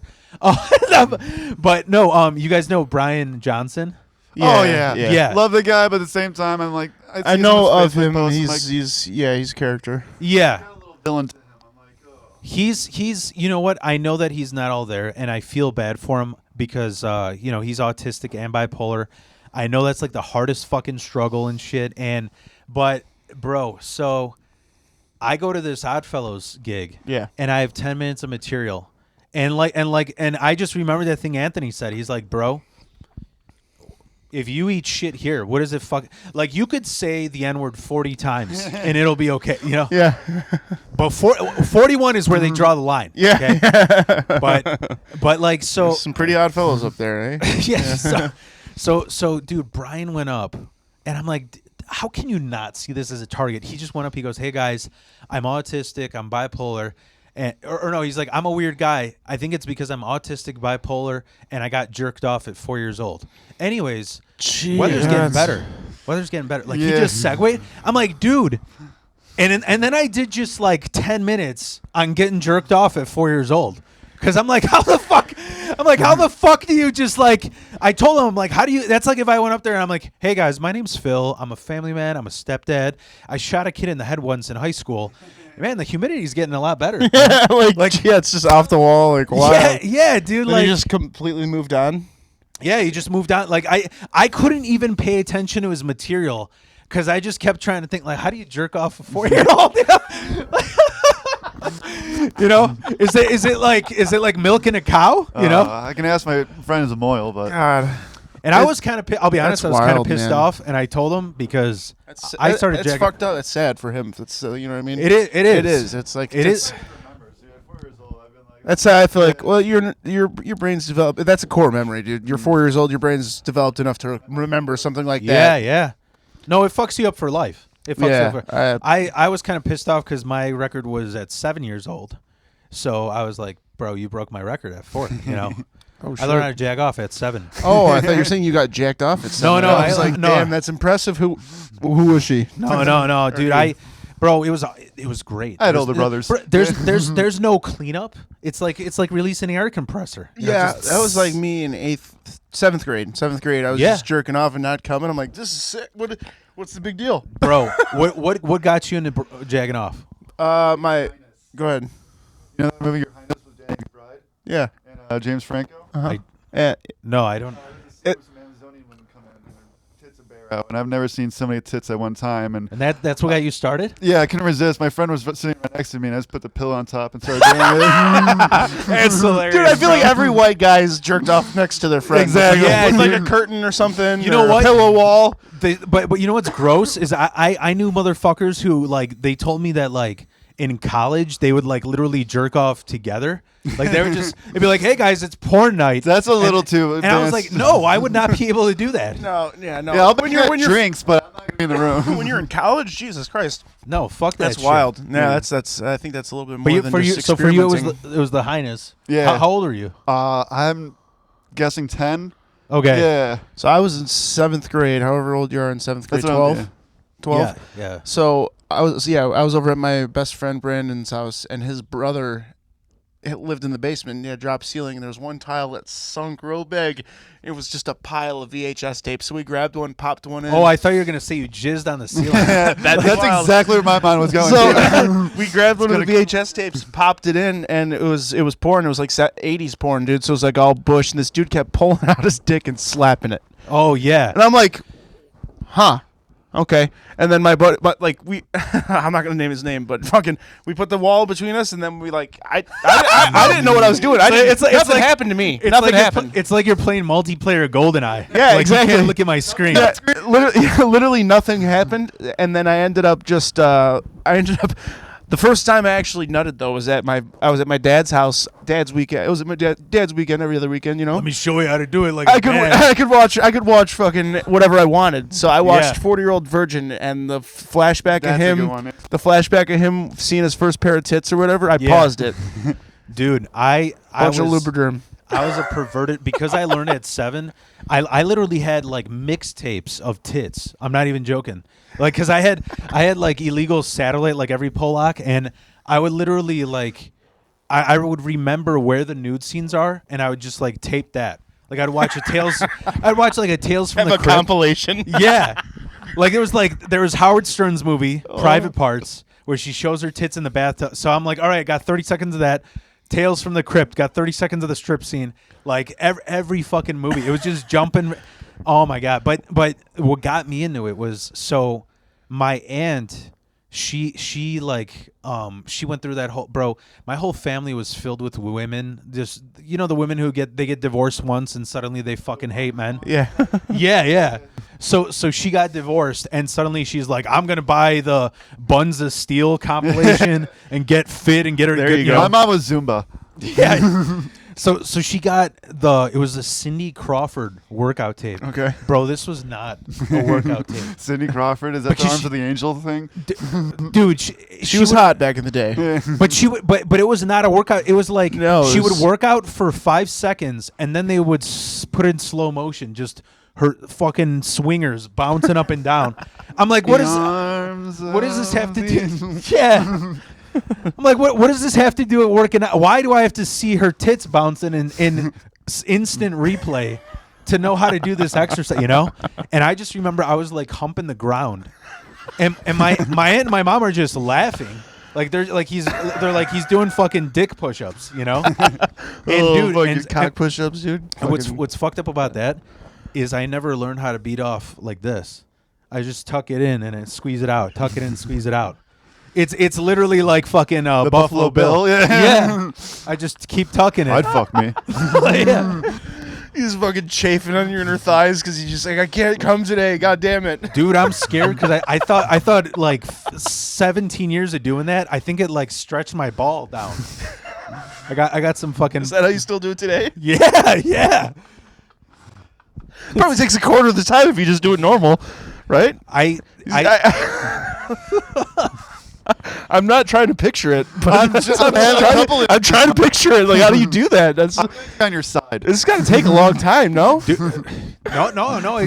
I mean, it takes the same amount of time. I actually tried the normal fucking way, and it's honestly the same time. I just, dude, honestly, like I get like arthritis trying to do it the normal way. You might need to make an OnlyFans just to prove this new method. Just like, see, guys. Yeah. I'm not watching. I'll take it from your word, Jack. Yeah, Oh dude. man, what's the weirdest thing you've jerked off to? Mine was a picture of a Got all vagina day. in my science book. I was jerking off to fallopian tubes and fucking I can't even ovaries. Literal, just a science picture book of a fucking goddamn weirdest pussy. What's the weirdest thing you did? Do you know? Can you think of? I don't even want to bring that one out to Do it. public. But Do it. No. What other place to do it other than, what is it? Osfy? Wildfield's Osfy. Yeah. Yeah, come on. What if I say my mom's tits then? How about that? Was it? Yeah. That's wild, Jack. Yeah. That's okay. Yeah, that's okay. fine. Wait, I mean- did she have huge tits? Was that it? I didn't. No. Very Well, small nipples, if you've very wa- wide shoulder blades. Have like, you wa- where, like the tit muscle goes to the armpit. It's funny, the fact I you feel so remember bad for you because it's burned in your memory. Oh God. It comes up when you have sex, doesn't it? Oh man. Yeah, that's why I don't fuck blonde white women anymore. Oh, Well, that shit. makes sense. But It's what if that you've Freudian. you guys have seen The Sopranos, right? Yeah. Dr. Melfi says that's a thing Yeah. in boys that they want to like. Fuck To their fuck moms. their mom. Yeah. Well, not that I want to fuck my mom, but it's just a matter of like everybody has that. Every That's boy's their in love with their sexual mom. awakening is their mom. Every Yeah. little Yeah. boy's in love with their mom. That's Like my gross. son is in love with my wife. Like so, it's Yeah, like yeah. I get that. It's not like you're. I've never jerked off to my mom's tits before, but I understand that you did it. I'm not saying I would do it, but I understand it. Don't feel bad. You were young. How young were you? 12? Yeah, Yeah. the reason I said that is because Torgensen literally admitted to wanting to fuck her dad too. So I'm like, all right, I guess. Dude, like that's not an off thing. It's like you're part of your mom's DNA is inside of you, Yeah. and you want to be inside your mom apparently. Bro. I'm sorry. You know what the gross? I mean, this is gross. It wasn't even for sexual reasons. Like I was one of those. I was always a fat kid. I had tits before the chicks in my grade and Yeah. shit. So like when you go to restaurants and you're waiting for the food, you're chugging all the half and halves. So I remember You fucking get one hazelnut in there in an accident. It's like, I wonder, Yeah. You know what? I wonder if I can fill one of those cups up. So- Is that what you're so- wondering? no dude. That's where my mind went. When my aunt got pregnant and my cousin, she had the breast pump. Yeah. And I remember she had like fucking 2 gallons of her milk in the fridge, Oh. and I was like, dude, Coffee time. Yeah. that's gotta be better than half and half. Yeah. I almost got caught. I didn't do it. Okay. Luckily, because then I just went on the internet and heard that it just tastes like I would cantaloupe immediately juice. came up. It does not stirring it, taste like, Try good. this. I've tasted a couple drops of my wife's just to say I did it. It's- not yeah. great. Not great. It's very sweet. It's like cantaloupe juice, right? I well, mean, for some reason, it's like always in different colors. Like I've seen it in blue and yellow before. it's mainly just Yellow. yellow Yeah. and white. But it comes in all it's colors. white with a yellowish tint. When they're first born, it's more yellow if they Yeah. eat beet because juice, that's it all comes the out red. colostrum they're pushing out. Bro, even cow milk, you gotta boil that. Yeah, to so get that that it's dispersed, Mm, right? yeah. Because I went on a fucking milk tour, I fucking and I sucked it straight out of the cow's titty. Really? Yeah. Yeah, you I'm can so do that. They fucking Was it- kicked me out of the tour. My wife's got a picture of me, like it's. Was it like was it way different than It- like it was- processed milk? Obviously, It was It just felt right. just full. it felt it was really watery. You know like when shady bars they water down the whiskey or something. Oh, yeah. Like that's what it like. you start wondering what is actually whole milk. Yeah. Like where does it get that texture? Yeah, it was like I was expecting like Whole milk. heavy Yeah. whipping cream, but Yeah. it tasted like skim. It's because they Yeah, you boil gotta let the water it. out Yeah, of it pretty well, much. that I'm assuming buttermilk. You gotta let it sit and like I think pasteurize or whatever the fucking culture. I don't even know why. I don't even know if this is weird. I just think it's weird that I remember beating off to like cartoon porn. Oh yeah, Oh, yeah, oh The yeah, dude. Simpsons. Family but I Guy. think that's Alright. fucking weird. Ben 10 was a weird one No, because dude, that's that not was weird. brother and sister. But I mean, it's I'm not gonna go into it. I'm trying to think of a good cartoon crush. That's I say weird because like after I did it, I was like, what the fuck am I doing? Like I can't even feel this fucking cartoon, you know? Yeah. And all the proportions were wrong. Like, why is his dick half his leg size? Bro, so you know what I want to mention? Have you I have severe fucking ADHD. Like even during sex, I'll just be like, I'll just like That's how you last longer. I'll be going at it, and then I'll like have to write down. All right, you know what? I want to order an Italian beef like 2 hours later. So, like I'll have to because I just get random thoughts. So, dude, I remember I was watching this porn, and it's like it's. I'm just like I'll focus on like why the fuck is this guy naked but then leaves his ankle socks on. Like I can't even finish because I'm just watching these stupid fucking socks, you know. And then like the other thing, one time I'm watching this thing, I'm like, oh man, this chick is hot. This is a good one. And then the guy walks in, and he goes, yo, you want to see what I can do to the girls? And he just sucked his own dick. I'm like, dude, I can't even jag off for the rest of the day. Like that fucking scarred my mind. Yeah, that's in my head. What kind of flex is that? Hey girls, look at this. Like who is your target demographic? Like yeah. Why? What's your genre to go to, you guys? I like Indians and big booty Latinas. Indians and big booty Latinas? Yeah. Not like Ubba or dot the other way. the dots? Yeah. I'd say like You want to tomahawk that gash? I'd say anal and black. Anal and black? I like black girls, yeah. Yeah. And Latinas.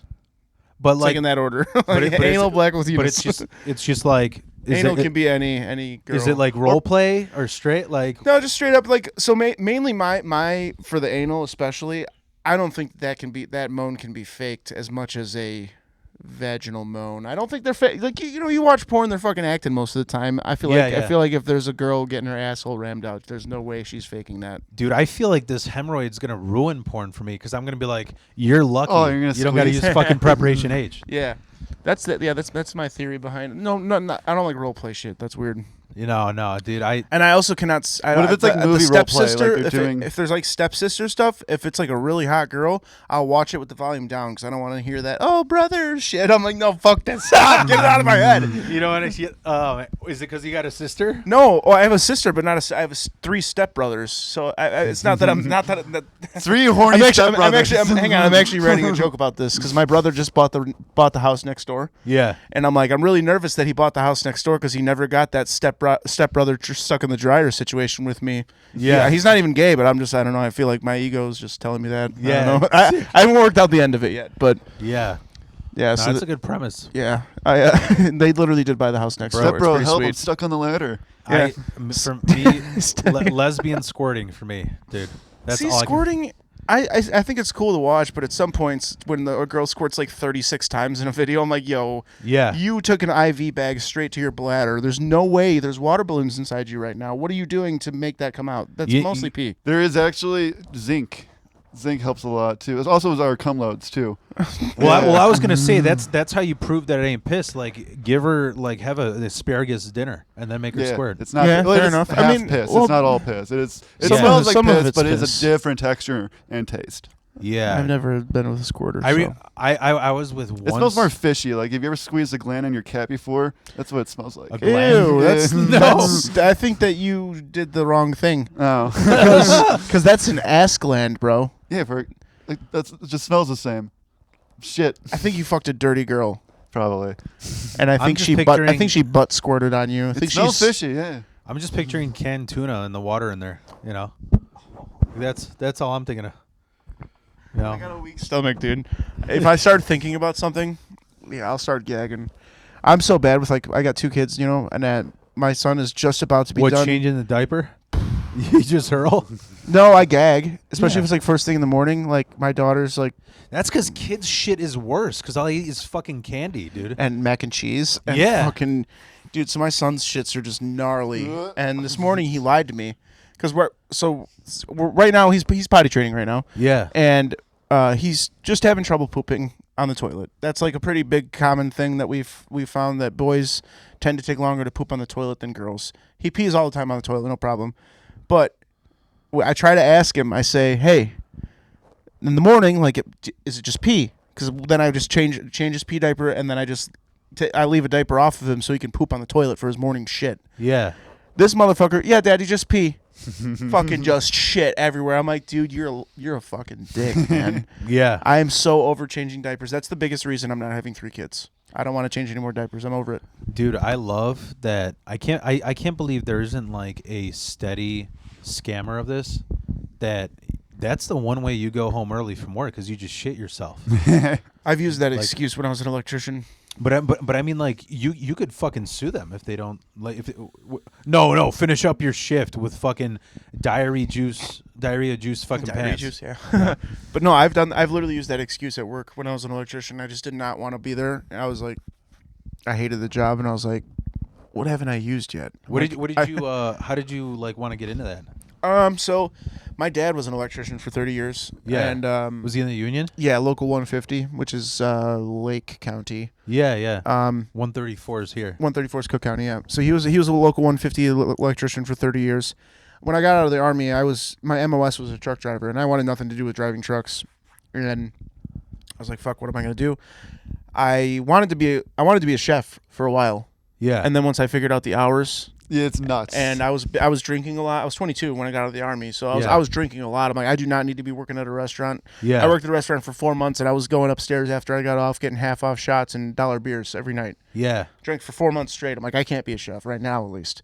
Yeah. So I was like, I got to get a 9 to 5. And my dad used to work for this company, Tech Systems in Gurnee. They're a fire alarm and low voltage security company. Yeah. And so I started doing that, and I'm like, oh, I'm okay at it, like the bending conduit and stuff. So I'm like, fuck it, might as well go for it all. And then I went into non-union MKD Electric because local 150 was still hair testing at the time, and I smoked weed at the time. Yeah. So I was like, I'm not waiting. I'll just get in here now. It was a legitimate Department of Labor approved apprenticeship program. I did it for 3 years. Once I got to the control circuits, I was like, this is way too over my head. I'm not good at math at all. Yeah. But I'm good at geometry, which is why I was good at conduit bending. And, Yeah. you know, so the MKD did a lot of industrial work. So I was doing a lot of exposed pipe work. And I was really good at that. But I was like, I don't want to make a living off of bending conduit. That's gonna just because industrial, because that's like 2-inch, 3-inch pipe. It's like it gets fucking. I also like because I was in the sheet metal union. Oof, but so because they weren't accepting, they haven't tested for welding for like 10 years because they're over. Yeah. All the old guys are trying to cash out, you know. Yeah. Because the pensions are ending. That's how shitty unions are now. And oh yeah. So like I joined sheet metal because I was like, oh, my skills could go, and it's you got to learn all the HVAC, and I couldn't fucking stand that they're like, you have to finish the school. I'm like, can't I just be a welder and get paid this amount for like the rest of my time? That's what I was trying to. I don't want to move up. I felt the same way about it. I was like, I don't want to do the control. You have to pass all 4.5 years to get their apprenticeship. But I probably could have toughed it out because the code to be an electrician has nothing to do with control circuits. It's all code for the most part. It's mainly code. Yeah. I mean, there is some stuff about conduit in there and stuff and like some like basic control circuits. So I probably could have done it, but I knew that if I excelled at doing the heavy work like bending pipe and pulling wire, I'm going to be doing that my whole career. Yeah. And that's just going to break my body down. I was like, fuck that. Yeah. I was like, I need something. I want something a little physically easier. Yeah. And then I got my CDL and drove trucks again, and then no. Yeah, dude, I love fucking welding, but I just everything about it. You know, it's funny because I was just talking about this about like comedy, about like people are like, oh, you go into comedy, you're like, oh, I just got to be funny to be a comedian. It's like, no, you need dude, drive, like commitment. That's what I was telling like Tori and editing Brian. skills. I'm like, when we go to Missouri, this is your test of are you a fucking pain in the ass on the road? You know, like I'm cool as shit on the road. I'll tell you that right now. Yeah. Same here. Yeah, and I give good road head. That is a definite. We'll go to the laundromat so that I get stuck. Hell yeah. Fuck yeah. Yes. No, dude. Yeah, no. That's it's a dude, huge. That's very important. How come nobody's ever done that video where there's laundromat? Just like 20 bitches stuck in the? There's got to be a video. It's probably fucking made in Dubai, but yeah. Yeah. No, yeah, Germany. Yeah. They literally just have a picture of a woman and then just her rear end sticking out of a wall. If it's Germany, it's like 20 German Shepherd stuff in a fucking laundry. Yeah. But yeah, no, you were just about to say something. I don't know what you were going about. He's gonna come out of the about closet? touring, about Oh yeah, no, just that definitely is a test to see like people's real character when you're in car for more than a couple Yeah. hours, you know. yeah, And because I was saying that like because of like I've never met who's the girl going with us? Tori. I don't think I've ever met her. She's a fucking she crushes, dude. She's Okay. really good. She's Cool. from Seattle. I think she's been doing it for 5 years. She was I just posted an episode with her recently, Okay. and she's really funny. But it's funny because she's like really anxious, and that adds to her comedy. But it's infectious. Like you get Right. a panic attack hanging out with her, you know. But she's yeah, she's great. But I was saying that like you know, like in welding, you grow up, you're like, oh, I just got to be a good welder for this thing. No, you gotta hang out with these divorced fucking losers who are addicted to opiates. They got 20 fucking vapes, 5 monsters open. They want to do 80 hours a week. Like I don't want to do this shit. Yeah, that's one thing with my job too. In the wintertime, they demand a lot of overtime. Yeah. Because of the snow, obviously, and we have to be on call at any time. I love that everybody who doesn't know the grind goes, what do you mean? But overtime's illegal. They find ways. Yeah. They fucking find ways. Yeah. So, especially like my whole like career working like plowing snow has been at night. Yeah. So like when I go back, if I have the option, I'm gonna make sure that I try to pick day shift for snow season because I'll be off at 6:30 no matter what. Yeah. I'm past the point now where, like, we got a really good contract in our excuse me, in our last contract negotiation for our union, so I'll be making really good money in 2026. That's the final year of our contract, or the final 2 years of our contract is 26 and 27, and it's to the point where it's like, I'm only taking mandatory overtime. Any voluntary, you can shove it up your ass. I'm not taking it. Sorry, especially Yeah. in the summertime, because from April to November, we're pretty much allowed to take vacation, take off as much time as you want. Yeah. Yeah. But in wintertime, you're not. I mean, you can if you're sick, obviously. But like, and you can take a vacation day. But if it snows, it gets canceled. So I get what you're saying about the whole, the fucking working the 80 hours and like there's a lot of single guys there that fucking that have nothing else to do other than fucking work. Yeah. And that's it's their fucking identity. Yeah, And it's like I have other shit to do now. And you know what? I don't want to got fucking kids and I don't want to hate. I think it's like I an do. American. I think it's like an American thing. Like It is, every yeah. European guy I know, like you 30 ask hours. them, you ask them like, what are you into? And they're like, I go fishing, or I go fucking, I run 24Ks. Even if they work 80 hours, they don't go, I'm a welder, because that's not like that's not my identity. That's what I do to put cash in my fucking pocket. Like, yeah. So, but yeah, I couldn't fucking stand. I shouldn't have drank those beers. Yeah, Dude, I'm like he might be even worse than me with bladders. yeah, If he drinks at my house before we go to open mics, I at least have to pull over a minimum once yeah, for him to piss. yeah, But- dude. Oh yeah, side of the road PP time. I one time I pissed off this shop so bad because I was a temp for 10 years before Yeah. I got in the union. 10 years, you said? Yeah, Damn. I was a temp for I was trying to join, like I didn't have like daddy's approval because Yeah. I get straight fucking Fs even though I get like higher grade on the test, so like I was at this shop one time, dude. So here's how they get you. They write on the application, are you willing to do overtime? And if you put yes, You're forced. then that's your contract. But the way I got them is I go, yeah, I'm willing to do overtime, and I would like stay 1 minute overtime. I'm like, there you go. There's my overtime. Yeah, I don't have to fucking say. that's true. And what happened is like, here's what's funny. I got a bachelor's degree. I just made more money welding. My best class was writing. I'm that fucking Polak who speaks better English than Americans. Yeah. And like, I actually wrote like the report of like this boss was fucking throwing tools at me. He was making fun of me for having epilepsy. He's all this shit. So when I wrote that up, because I was so good at writing, they thought I got a fucking lawyer. Oh. So I was like, I'm gonna play this card. Yeah, And fuck they're- yeah. And they hired a fucking lawyer and all this shit. And dude, I remember it was we came in. They're like, oh, so on this date we're going to do a complete evaluation on the accommodations for you, and we're going to have our representative here. And that day, I'm like, yeah, I quit. Like, where's your representative? I'm like, I'm representing myself, bitch. Yeah. She's like, you're never going to ever be able to put us on your resume. I'm like, I wouldn't want to put you on my resume. Are you kidding me? You Yeah. guys suck. Yeah, fuck that. So, but yeah, dude, fuck that. Like, yeah, it's. back to the going on the road thing. Yeah. You might have to pull over a few times for me to piss on the road. Oh, yeah. Oh yeah, that's fine. I mean, I'm also like just pull over on the shoulder and I'll piss on the fucking. Yeah. No, that's fine. I'll just make sure that the girl does not see my weenie. It's small enough. You can hide it. Yeah, I mean it's pretty. As long as you don't see her weenie. That's true. Yeah. She's got Yeah. the. I gotta big pee clit again, energy. dude. I gotta pee again. So that's basically what I'm hinting at. Yeah. I'm Yeah, sorry. No, you could go. No, ahead. I know. This is. It's all good. I'll chop it up. Yeah, chop it up, dude. Jack, I am surprised he hasn't pissed once yet, and he's making me feel like a fucking bitch. He's sitting over I there had coffee turning. before I left. Somebody hydrated. Dude, that all cat, right, I'll be right back. immediately Sorry. went towards you when you talked about touching it.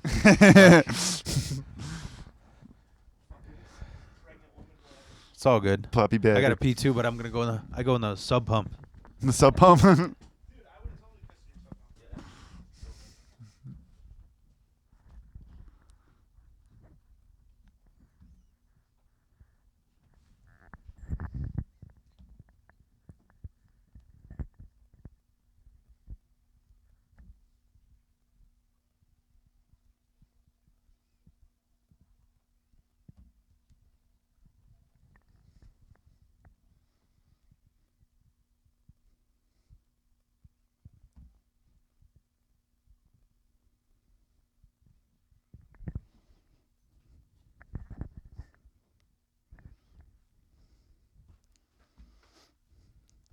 A couple days I came home drunk as shit, and I took this photo, and I feel like it was hard as fuck. That's funny. It looks like a Quentin Tarantino Right? photo. You know, that's funny as hell. I had the flash on for the first one. Hold on, let's see it. That's hilarious, dude.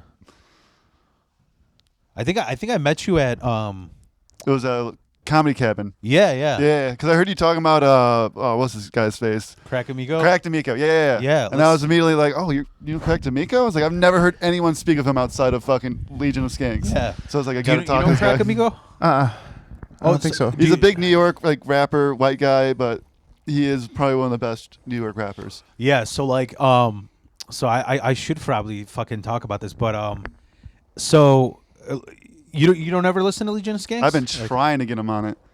I got the whole Gas Digital thing, so I'm like, I'll give you the uncensored shit. Yeah. YouTube's not worth I haven't. it. So, just with how much podcast shit I've been pumping out, Yeah. the last thing I want to do is listen to a podcast. Yeah. You know? Yeah. And that's mainly it, because it's just like I gotta, you gotta sit through and edit the whole fucking thing, and your eyes are hurting. And you're like, fuck. Yeah. If I'm gonna watch anything, it's gonna be something that doesn't have to do with a podcast. Yeah, no, I used to listen to more podcasts when I welded because you're in a cubicle. Oh, yeah. You got the curtains Space out while you're just staring at a bead. Yeah. But no, so I used to listen to way more when I was like in the union and shit. And so this guy Crack Amico, they were getting canceled. Do you know how he got on there? You ever hear how he got on there? So Skanks was getting canceled because they were having so many fucking. They're the most offensive podcast. They got demonetized like 20 times. Oh yeah, on Spotify. their entire YouTube page was deleted. They had And they finally were gonna like cancel them for good because they have their show open to the public in New York. at the comedy stand-up comedy. Yeah. And a bunch of Proud Boys showed up, like official Proud Boys. Yeah. And they didn't kick them out. They're like, no, this is hilarious. Like anybody can, like, we can't control who the fuck comes in. It's open to the public. So people got pissed off. So what they did was they're like, we're gonna have a wokeify Olympics. And and Crack Amigo Will turn Olympics. Yeah. Dude, I remember. Oh my God, I'm gonna have that song stuck in my head now. But they make a song. They made a song for it. But Will turn if there's gonna be any podcast that I'm gonna jump into, I told him it was gonna be a Legion of Skanks. Just yeah.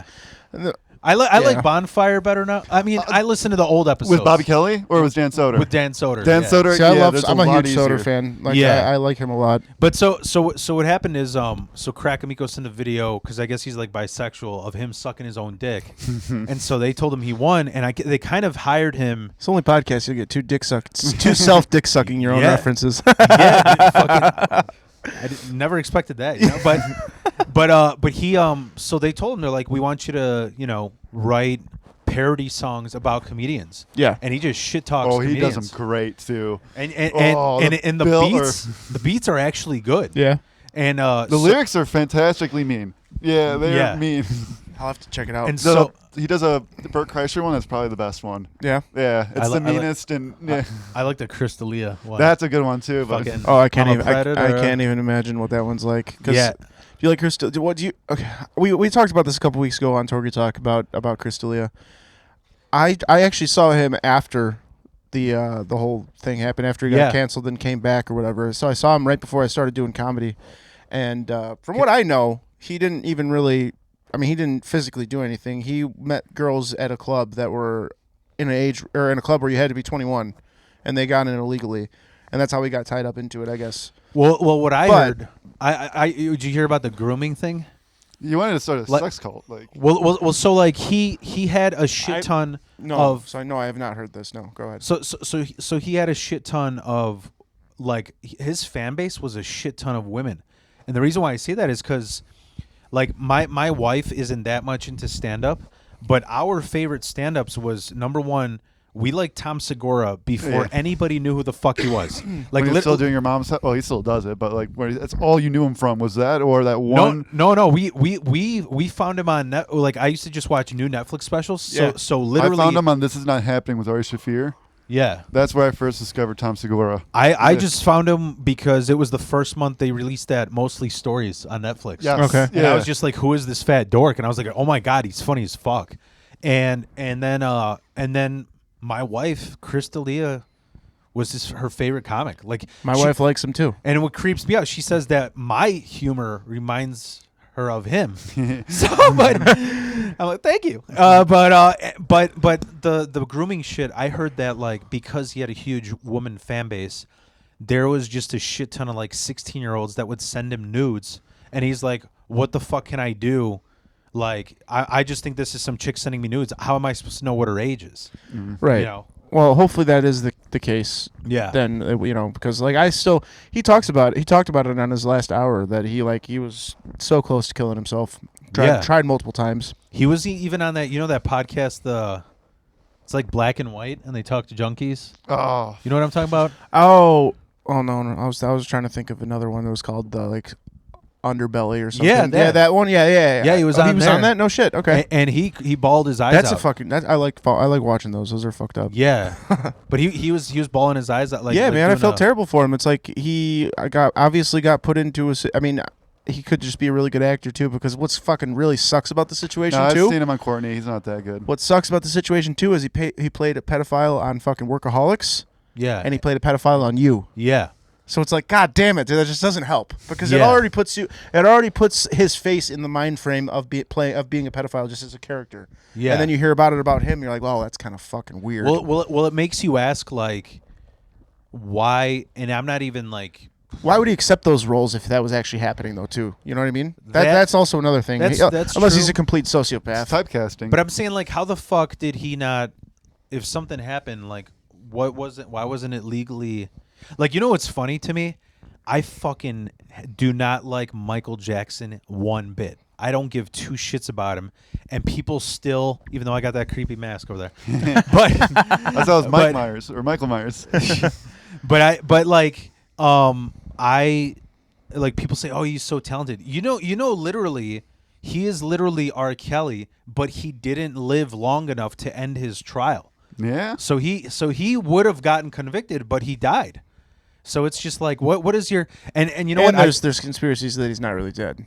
Yeah, Because yeah. the day that he died, there's apparently And the other apparently thing- there's like security footage of them like sneaking him out of the back of somewhere and putting him into a car and Oh. Well, I did. It could be So now he's in anything. Thailand in the caves with those. yeah, he's lady probably boys. probably got a pussy too. Yeah. He's Well, Michelle Johnson. No, Well, dude. What I was saying is, like, it's actually Michelle Obama. That's who Michael Jackson is. He took Dude. all the pigmentation stuff off and he's like, hey. But I mean, I used to do this bit, but it would like piss people, like fans off, where I'd be like, yo, guys, even if you don't think he did it, he was 35 in his peak. I'm 37. Why don't you let your kids sleep over at my house? we'll have 40 cameras. We won't do shit. We'll just cuddle and watch movies. That's it's basically fucking creepy. exactly what fucking parents were allowing too. Yeah. Like, oh, it's Michael Jackson. Nothing's happened. It's Yeah. whatever the fuck, Neverland. Well, you don't have yeah. a giraffe in your backyard. So. Yeah, but Yeah. that giraffe eats really good ass. Apparently. Yeah, dude. I haven't watched that doc. Have you watched the documentary on it? The Michael The Jackson surviving. One? Yeah. Surviving Neverland? Yeah, Yeah. The only thing I've ever seen about it is fucking Andrew Schultz talking about it. Oh, how the parents are like. and his have you seen praising Andrew it? Schultz's infamous special on YouTube? Yes. That's really funny. Anyway, he talks about he's got a really good bit in there about They were Michael getting- Jackson. They're eating their asses pretty much. Yeah, yeah. He's Well, got a that- well, fucking. that's 'cause He's he- got such a good bit about it. They were saying he got castrated. You know that, right? No. Chemically Yeah. castrated, I thought. Yeah, Was he it? got. Yeah, Oh he yeah, got- I've heard that. I've heard that. I've heard. So, yeah, so yeah. he yeah. could have that high pitched voice. Okay, So yeah, I have so he could heard be that. It's called the castrato. Okay. In the like a soprano and in Yeah. a tenor whatever. So he that's That why is true then. Okay. In that Surviving Neverland, they were just saying he was just finger banging their buttholes. It's just Like, puberty blocker. Yeah. Well, you can't So- not without nuts, right? Yeah. Yeah. Can you? I don't know. That's what I've always wondered. So like, I love Game of Thrones, dude. Like the eunuchs, I think eunuchs can be deciphered as two different things. One where they cut everything off, or two where they just cut your nuts off. So it's like, what's going on there? You know? Yeah. Yeah. I don't know. So what's your conclusion on Chris D'Elia? Do you still like him? Like I still like him. I think that until His there's podcast- something that his podcast makes me laugh my fucking ass The off. Eagle? that's who I. Congratulations. Congratulations! Yeah, Oh, that's I've what I seen that. actually start. I watched a bunch of his episodes before I started doing Torgy Thoughts, which is just the one I want. Well, now Jack is doing it with me. Yeah. Since I have somebody, it's a lot easier to obviously to not talk to yourself as opposed to talking. You know having what- a co-host just feeding the information. I mean, I still do most of the talking in it, but like he's also just there. Yeah. Yeah. But I watched a lot of him and I watched a lot of Tim Dillon before just to see how they do it. You know, how do they keep a conversation going with themselves. Yeah. Yeah. No, that's good, dude. I think until like something comes out that they have absolute proof that he did it, I think that I'm on the side of he was just a part of that Me Too movement. Yeah. Yeah. Yeah. No, I get what you mean. Unfortunately, That's but the also same- he should never have accepted. If I ever get to the point where I have to deny roles, I'm never playing a pedophile. I'll guarantee that. I'm sorry, like fuck you. Well, dude, you know what's fucking crazy? Not that is, I have like- anything to worry about, but like, why would you? I don't even think I could ever put myself in the acting headspace to play that. Matters who my co-star is. Actually, Yeah. maybe I could because I would just think about my kids and cry my eyes out. But pedophiles don't care, right? I don't know. No, no. You know what I'm saying? I don't know how you could. I don't have that much range. I'm not even an actor yet, and I know I can tell you I don't have that much so You're range. saying you're a fan of Doctor of Laughter? Yeah, yeah. Now you're projecting. Jeez, yeah, that was fucking wild too, man. Holy Who shit. would have saw that coming? Yeah. Yeah, he only has a bit where he pulls panties out of his pocket and sniffs them. Bro, Whether they're his wife's or not, that's I- still fucking weird. I have old clips where I'm doing a pedophile joke and he's the only one roaring with laughter. So That's I know what's really fucked up about the whole thing. Well, I mean the whole thing's fucked up about it, but his Bill Clinton wasn't half bad. Honestly, like you know what I mean. His Bill Clinton impression was not half bad. no, I Like- remember what you're talking about. Dude, he had this one. He's like, "You put your big cock in, you put your big cock out." I'm like, if you just drop the whole hokey pokey thing and just do a Bill Clinton bit, it'd be funny. Yeah, yeah. I never told him that because every time, I never wanted to be. Thankfully, I don't think I have any pictures with him. Somehow, Yeah, yeah. every time he went to go pull out a phone and be like, "Oh hey, what's up?" and I'd run away. I fucking got out of so many pictures with him. I had to block him because he just kept sending shit to me. And I'm like, Oh, the dude, clips? fucking- Dude, he sent me yeah. every set. Well, I when he never got- responded to one of them. When he got canceled, he hit me up. He was like, "Hey, how you doing?" I want to be like, "Dude, how are you doing? What the fuck? Like, I know it's still you." What are you doing? Yeah. Who are you with? I'm not gonna say who, but they messaged them. Dr. Laughter messaged them, and is a female comic. I'm not gonna say who, but they offer. He's like, "I want you to come fuck me and my wife." Hmm. Yeah. It was. I know it was. Okay. No, Well, we'll just. no, I'm joking. Yeah. No, I'm not. Well, even if, No, but like, yeah, like, and obviously the comedian was like, what? No, what the fuck? But like, Yeah. he was just straightforward with it, and it was just like, I don't know. It's It was just, Brian Johnson. Yeah, it was, Was it? Brian. No. Maybe. Could have been, probably. Brianna Johnson. Yeah. No, but no, dude. Yeah, I don't know about that. You know, I was kind of pissed off for a while. Like, listen, after I mentioned this before, like, so I became a lot more. So I mentioned this before, but I can say it again. I was really biased with the Me Too shit because I actually falsely got accused of rape. The girl that accused me eventually, I could just say it all over again, but I was friends with, I was trying to go out with this girl named Adela. And I realized that, like, you know, we wouldn't work as a relationship, but I still want to be friends with you. Mm-hmm. And we became friends. And that girl, Adela, she told me that, like, she got fucking groomed as a 12-year-old and got raped. So her fucking best friend, this bitch, she was like kind of jealous that, like, oh, Phil's a good guy because, like, he wanted to fuck you, but he could still be friends with you. So he's a genuinely good. So she was like jealous. So she like made up this shit that I raped her to all my friends. And here's what's crazy. At the time, I was welding at these temp jobs, so I wouldn't see my friends from Monday to Friday. I mean, I'm working this fucking 4 a.m. to 6 p.m. shift. I go party on the weekends. So I messed around with her on a Sunday. I come to my friend's house on Saturday. They're just all my friends with their fucking arms crossed. Did you fucking assault Maria? You know? And bro, here's what's great. Like first of all, she confessed that she fucking lied, that she fucked up. But before she confessed, I was like, you know what? The worst thing I can do right now, every single dude would lose it. Get angry, fuck shit up. I'm like, I'm going to beat her at her own game. She wants to spread a rumor about me. I'm going to spread a rumor that's actually true, and that's that she was Greek. Dude, she had a hairier asshole than me. So every time somebody asked me, yo, is that true about Maria? I'm like, oh, you mean tarantula ass? And I just kept saying tarantula ass till it stuck. And, dude, good. Fuck karma, it was so bad Yeah. that she literally paid like $10,000 to get laser hair removal on her asshole. That's how bad. So I'm like, you know what? yeah. We're even. We're even. Yeah, the Me Too But- shit, man. But so that's the thing is, like, I was biased because of my experience. But then when I was running, I was telling you guys, I ran a Chicago mic. There was an old lady there. She was gross. She looked like fucking, you know, Judi Dench's. You ever see Goldeneye? Oh, The fucking old lady.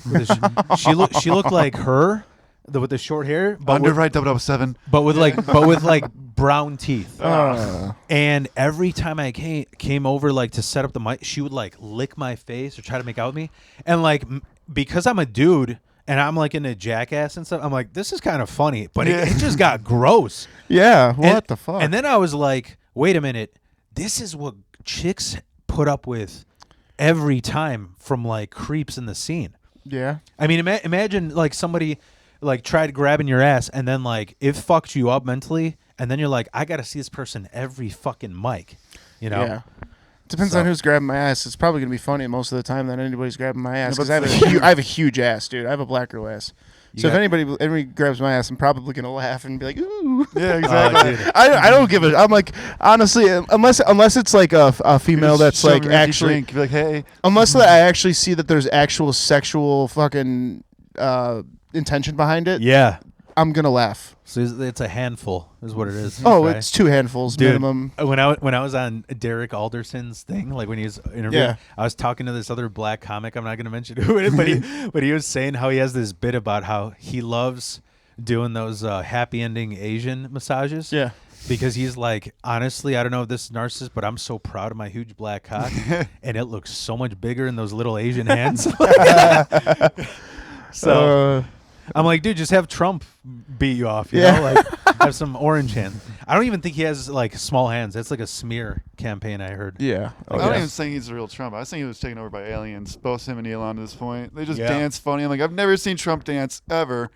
And like And now Elon's just wild now. Yeah, I I'm mean, like, he was what the like, he was fuck? always, you know, obviously like super autistic, but like now he's just like the chainsaw thing. Bro, it's They're nerd. aliens. It's nerd overconfidence. Yeah, It's that's nerd exactly what it is. It's a overconfidence. nerd in power that's like, what do you think that the You know what it- other cool people would like? You know- Chainsaw? Hell yeah, brother. You know what it's like? It's like, bro. So, well, when he did the whole like heart to you thing, I'm like, that's not autistic. If you're gonna like cheer, like I do a He-Man thing. Like that's what I would do as an autistic person. Yeah. We have the power. But I think what Elon did, he's just such a nerd and socially awkward. It's almost like, remember that one politician years ago where he just went, yeah, you know. Honestly, when I first saw him do I thought it was AI because it was so twitchy. I thought it was fake. I'm like, wait, no, there's no way this is real. The movement looked so fake because it was like a tick almost. Yeah. I was like, whoa. The gayest Nazi salute ever. Yeah. You know, like Little Riz in there, yeah. but literally, it's nerd overconfident. Like you know what happened? So this weekend, I was like, because my kid's about to turn 18, so we were like going through his like when he was a kid stuff to like kind of get rid of. Yeah. And he forgot that he had this whole box of Pokemon cards, and he had this Charizard that I guess is worth. I'm like, dude, I'm selling that shit, you know. And we went to this like specifically card shop, dude. All of the nerds there, they're Elon clones. I mean, I just walk in there and I go I'm like, oh yeah, I got this Charizard, and immediately he's like, oh, you got a first base? I'm like, dude, what the fuck is that's what is happening right now? Why would you laugh like that in public? You fucking nerd. Because you're the minority in there. That's why. Yeah. I'm like, dude, I'm about to hang you by your underwear from a locker for that fucking laugh. You want a swirly, motherfucker? Yeah. Like, God damn it! What are you doing right now? Stop. And then there's another guy dressed head to toe, Red Dead Redemption, and he has a fucking monster can holster. I'm like, dude, That's a best friend. That's right there. badass. This is the one moment I wish we were in high school, just so I could beat you up one last time, bro. Dude, the monster can holster, that reminds me of like when anytime we were in the field in the army and Yeah. we had blanks. Yeah. Or like most of the time that we're doing field exercise that didn't involve guns, you had your fucking full kit on. Yeah. We'd have our bandolier, you know, our magazine holders, and nobody had magazines in them. It was Nintendo Power, phones, Game Pro. cigarettes, Monster, and then candy. Like, Yeah. dude, you're fully loaded at all times. Yeah, that's, I don't know. It's just sparked a memory in my head. Yeah. With the Monster Did holster. you kill anybody? No. I was stationed in Hawaii. He shot for 3 mortars. years. He doesn't know.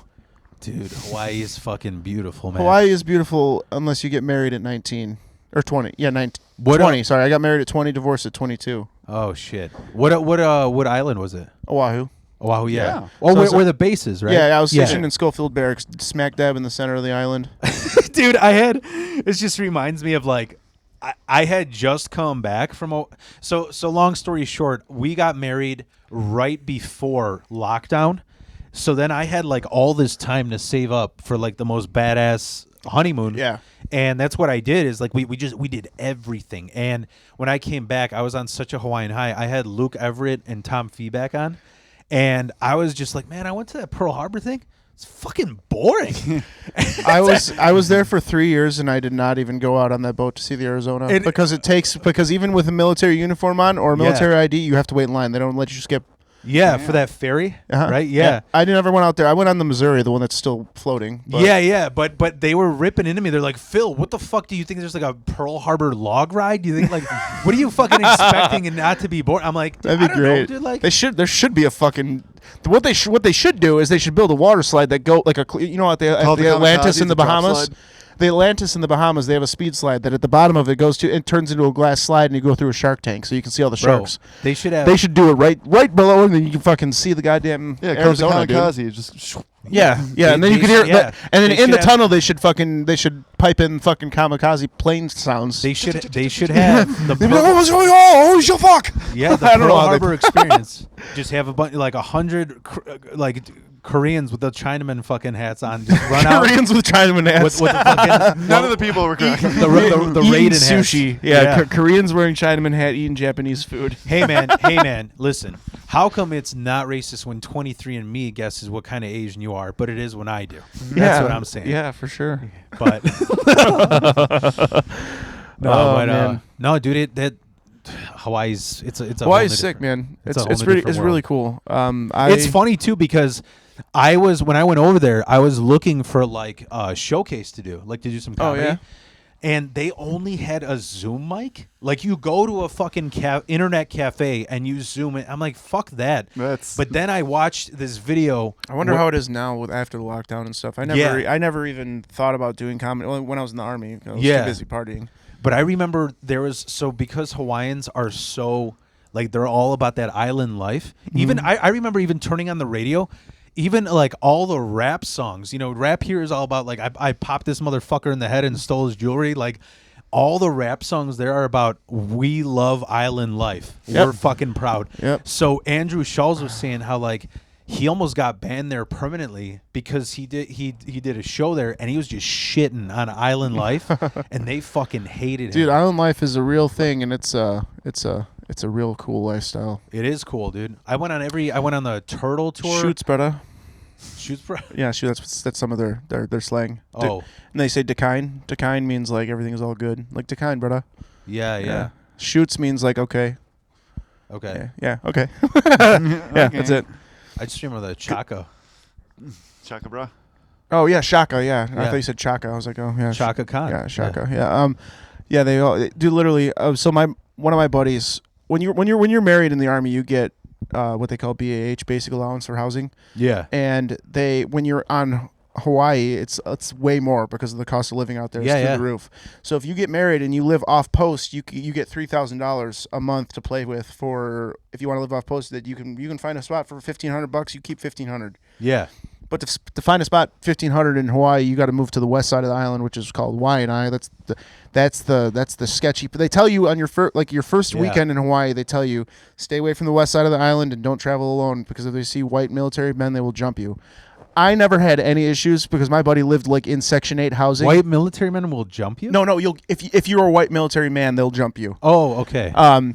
So like one of my buddies that I served with, Matt Romine, his first weekend, Like you fucking tourists, we're not getting enough BAH. We're robbing your ass. his first fucking weekend, he got jumped by like 5 Hawaiian dudes just because he was alone and white. And you know they assume the military people have money, which you kind of don't. But well, yeah, They got to an extent. Now they're a lot more open to it, but it's literally, dude. Like the west side is so ghetto.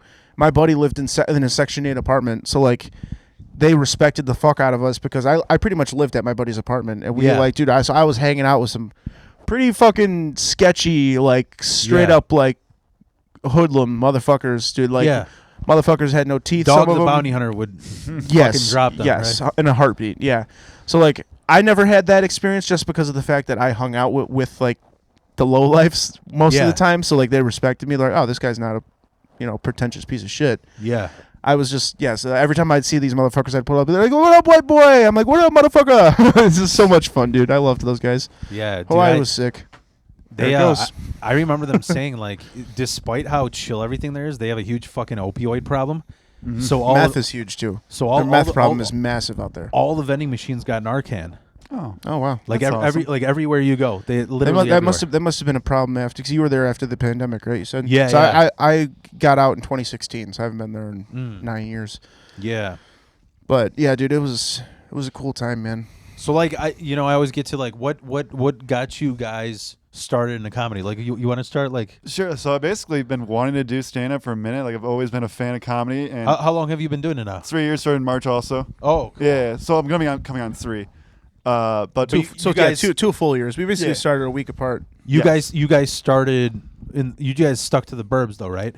For the most part, yeah, for the first half. I started after I think my 4th mic was Red Room, so essentially, yeah. That was like the most city mic I had done. Mm-hmm.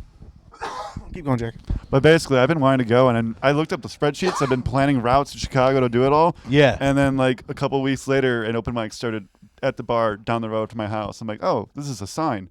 Like if I don't start doing it here, I'm never gonna start. And I've been trying to do it every day. Yeah. Weekly or every week, not every day. Yeah. I ain't that dedicated. But yeah, I just saw it. Billy Long started Village Spirit, so that's where I first got my kicks in. Did great my first time, and so I'll be back every week. Yeah. No, that's cool. How did you hear about Skanks? How did I hear about Skanks? I've always been a fan of just. When did I become a fan? I don't remember. I think I fell in love with them and just stuck with it. Like, this is the best. Yeah. I remember a shit ton of, like, comedians that I like mentioning Big J. Okerson. And to me, honestly, that sounded black. Like, I thought it was like a... like a diet Patrice O'Neal to me. Yeah. And then when I checked him out, I was like, holy fuck. Like, that's how I got into it. But dude, oh, you know what? I wanted to finish this. I had to tell a story. So how I'm going all over the place, but fucking so Crack Amico, right? Like so he's making all these fucking diss tracks about comedians, right? Yeah.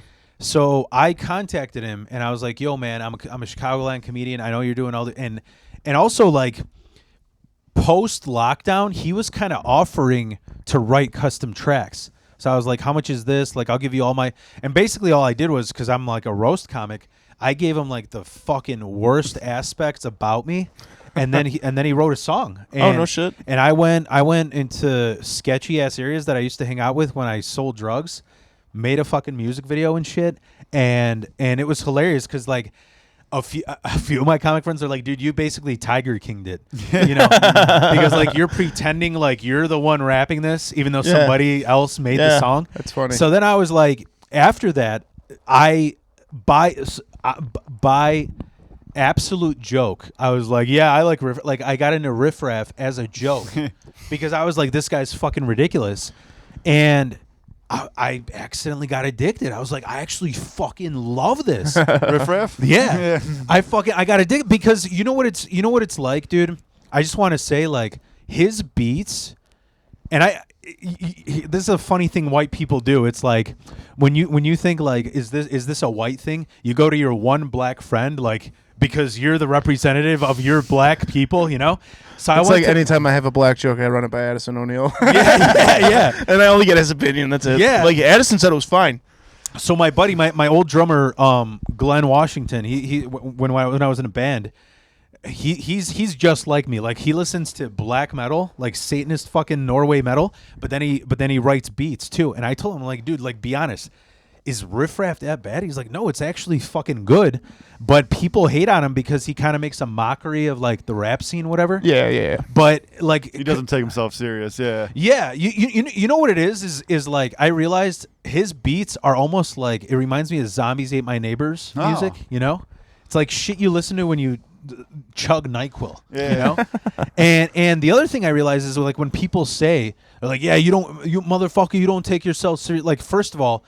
He does alliteration, which is like tongue twister, where it's like, you know, cinnamon smoking Simon gonna go smoke this fucking blue diamond, you know, like where it's like tongue twisters that you can't say, and it doesn't fucking make sense. But it's like, okay, so what do you expect him to do? Write the same fucking song about bitches twerking and how much money I have in the bank? Like, so that's why people hate it on. But the point is, here's what I ended up doing. I ended up finding this guy. I should shout out to him. He's a beat. So the way beats work is because I've learned every instrument by ear. I even used to play sitar. Oh no shit. When I was in a psychedelic band. So the way beats work is like you can lease the song, but then you got to add credit and you only get like 50% if it becomes big. And then you can pay for the outright rights of it too, right? Yeah. Well, so like this guy, for example, it's like $30 to lease it. But if you want to own the song, it's like $400. Okay. Damn. So there's this guy. He goes by Laced Bacon, and he actually wrote beats for riffraff. Okay. And I thought he was just like writing. I'm gonna totally shit on this guy, bro. I don't even give a fuck. Here's what happened. Laced Bacon, because he wrote riffraff beats. I mean, this is just me guessing, but it's like who the fuck likes riffraff? So he didn't make as much money as he planned. So what ended up happening is when I bought one of his beats, I don't know if you have you guys seen my song about how I'm making fun of California fires? I think Yes. so. Yes. Yeah. That song, he forgot that he sold the rights to a rapper already. So when I uploaded that shit, I got all this copyright infringement shit. And it was this dude his name's Too Stoned. Bro, I don't give a fuck. This guy is a clown. He's an absolute zero. He's the Temu version of riffraff. Oh no. Dresses just like him, wears all riffraff merch, and now he's opening for his tour in Texas. And the thing that made me laugh is like, I want to see this guy. I'm looking him up right now. yeah, bro, it's the number 2 and then Stoned. But dude, I will show you after this. I'm gonna show you his version and show you mine. Because the funny thing is, I don't even give a fuck about being good at rap. I think my version was better. Like I think I fucking rapped it better. I don't know. Well, yeah, I'll have to see the. Yeah. I'll have to see it. But so I don't know, man. I don't. Do you guys think that's like? I'm like, dude, if I got this, I don't. No, I think that like I mean. Like, I don't want to be the gimmicky comic. I'm still doing stand-up, but it's like, dude, if I know how to fucking freestyle, why not exercise that skill? I think No, that I think that that's one of the funnier Incorporate it. things that you do is your riff-raff thing when you like especially with the outfits too. Yeah. I think you should totally play into it. Why not? Yeah. Like On I stage just one day. told, Try to do a rap on stage. Oh If man, that works, dude. it works, man. dude, you could be a parody rapper. Yeah. You know, I went. it's like I told Ted. We told Ted Ukala. I'm like, dude, you should start doing an Anthony Kiedis character. Like, start fucking watching interviews, watch how he talks, and just start like Yeah. making fucking. start going out with just- 14-year-olds. Yeah, that too. Yeah, dude, it's just like I'm like, literally, you just like start like learning his mannerisms, and then just start like Yeah. just acting like him. Why That's not? when it- You know? So yeah. So you know what's funny is like the other thing I was talking about when I was talking about Anthony about how like I was nervous for the roast. Yeah. The thing that sucks about roasts is you get one chance. Yeah. You to get do those one jokes. chance because there's no such thing as a rematch. So you better get those fucking because I had 3 killer jokes that I didn't use on Evelyn. And I was so fucking pissed because I was gonna go, you know, Evelyn, if you're not here, then who is Jack Nicholson chasing with an axe? You know, like but the reason why this relates is because I forgot what the fuck I'm talking about. My ADHD, bro. Yeah. Jesus Christ. What the fuck was I saying? Maybe I have ADHD. Maybe that's why that We're happens. going on with the Yeah. Because rap I game. feel you. Yeah. Yeah. About the rapper Too Stoned. Yeah. Yeah. I don't know what the fuck I was going Yeah. at. Well, I'll while you think, I'll talk about. I did roast battle back in August. Oh, you did? Okay, I was. Was it Roast Battle Chicago? Yes. Yeah, What venue was it? Zany's Old Town. It was. Cool. It wasn't the tournament. It was just a Mhm. normal roast battle spot. I versed my buddy Blake Ladica, suburb comic. He's taken a step back from the scene for personal reasons, but it was 2 months. He's hitting shit up with Mike Smith. That's what it is. He's a pediatrician of laughter. I was literally about to post that the day it happened, and then I was gonna make a joke about it actually, and Yeah, I then think Dylan Mahler beat me to it. He posted Yeah. he posted on the page and said the pediatrician laughed. I'm like, son of a bitch. It's obviously a low hanging joke, Yeah. but Like Jussie Smollett. Low hanging fruit. so basically, it was 2 months before I did. It was 2 months. It was 2 months after my accident, so I hadn't been on stage in 2 months, and I was honestly talking to myself and thinking like, after roast battle, I might take a step back from comedy. Like I was already almost checked out at that point. I was not ready. Should not have been on the stage, but I do get. I'm getting a redemption in May against that fucking curly headed fuck. Oh, nice. Yeah. So this will be a little bit. I don't know. I've talked about it on my podcast about how the interaction between Blake took it way too serious. It was not fun for me at You all. got angry? No, well, he dude, like, so he got very cocky beforehand. Wouldn't talk to, like, we rode together. Like, he wouldn't talk to me. Like, he was in the my wife drove us. He sat in the back seat with headphones in. Like, wouldn't. Like, That's fucking weird. it was bro. really weird about it, and Blake and I are still good friends. I'm not trying to shit talk him by any means, but Yeah, his yeah. aura just brought the whole thing down, in my Yeah. opinion. And like we went to do like a square up photo for like a story, just like a funny little like fight promo pic or whatever, roast battle for fighting type shit. And like I couldn't stop laughing while we were doing it because he was dead serious, and I like bopped him on the nose. I'm like, boop.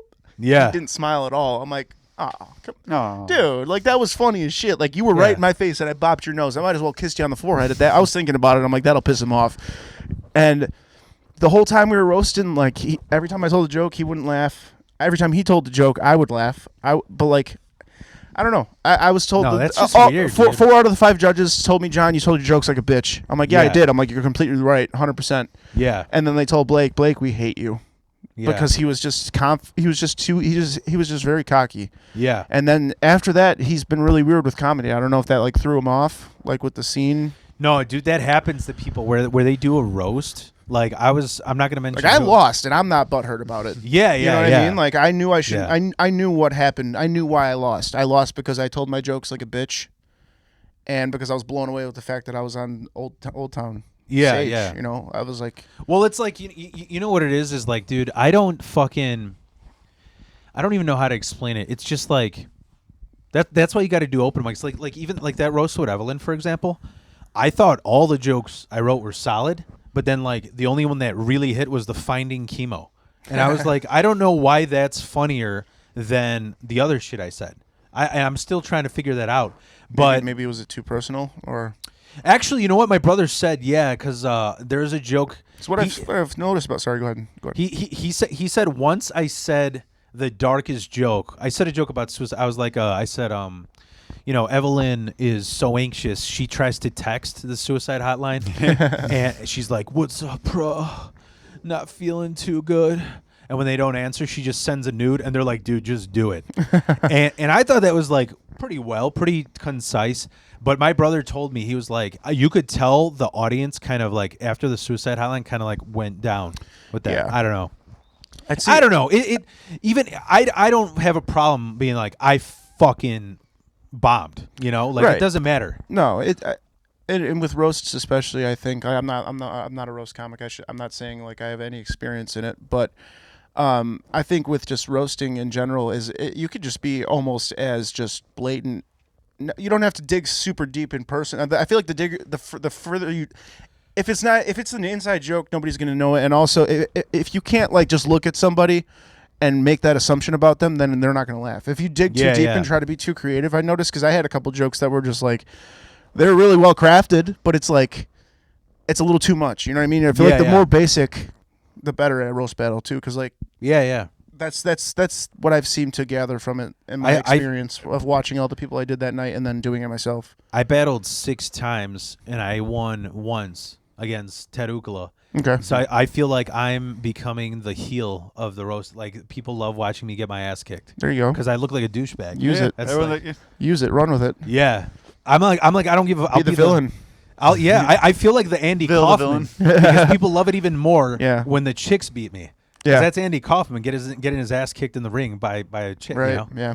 But yeah, dude. Like, it's funny because you know what happened to me recently? I was talking to I don't want to mention their name because they're getting big, and I talk to them regularly. They moved out to Austin, and I was talking to them, and I'm just like, like what we relate to each other. Our comedy is similar.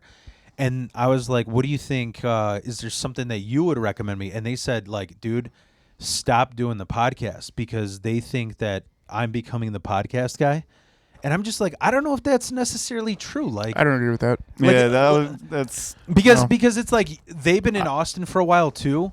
Because I've been getting a lot more shows that like they used to get. Yeah. So it was like when they were like less big. So I'm like, I think I'm on the right path. And it's just like, if I have this, it's kind of like the rap thing. It's like, dude, if I know how many people know how to fucking freestyle and talk trash, why wouldn't you do it for fun?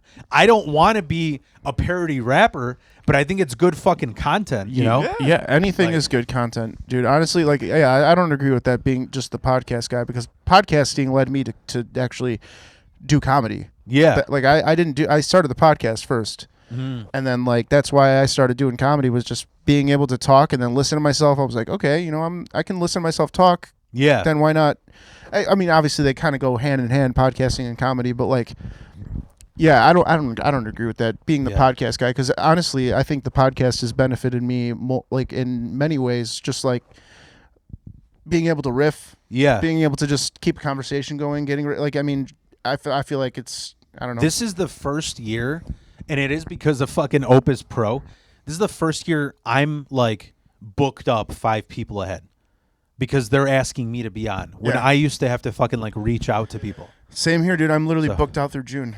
Yeah. So that's when you'll have to come on in June. Yeah. Yeah. No, that's cool. Or actually, so what we're doing now, so actually I was, my buddy Jake, my best friend, lives in Michigan.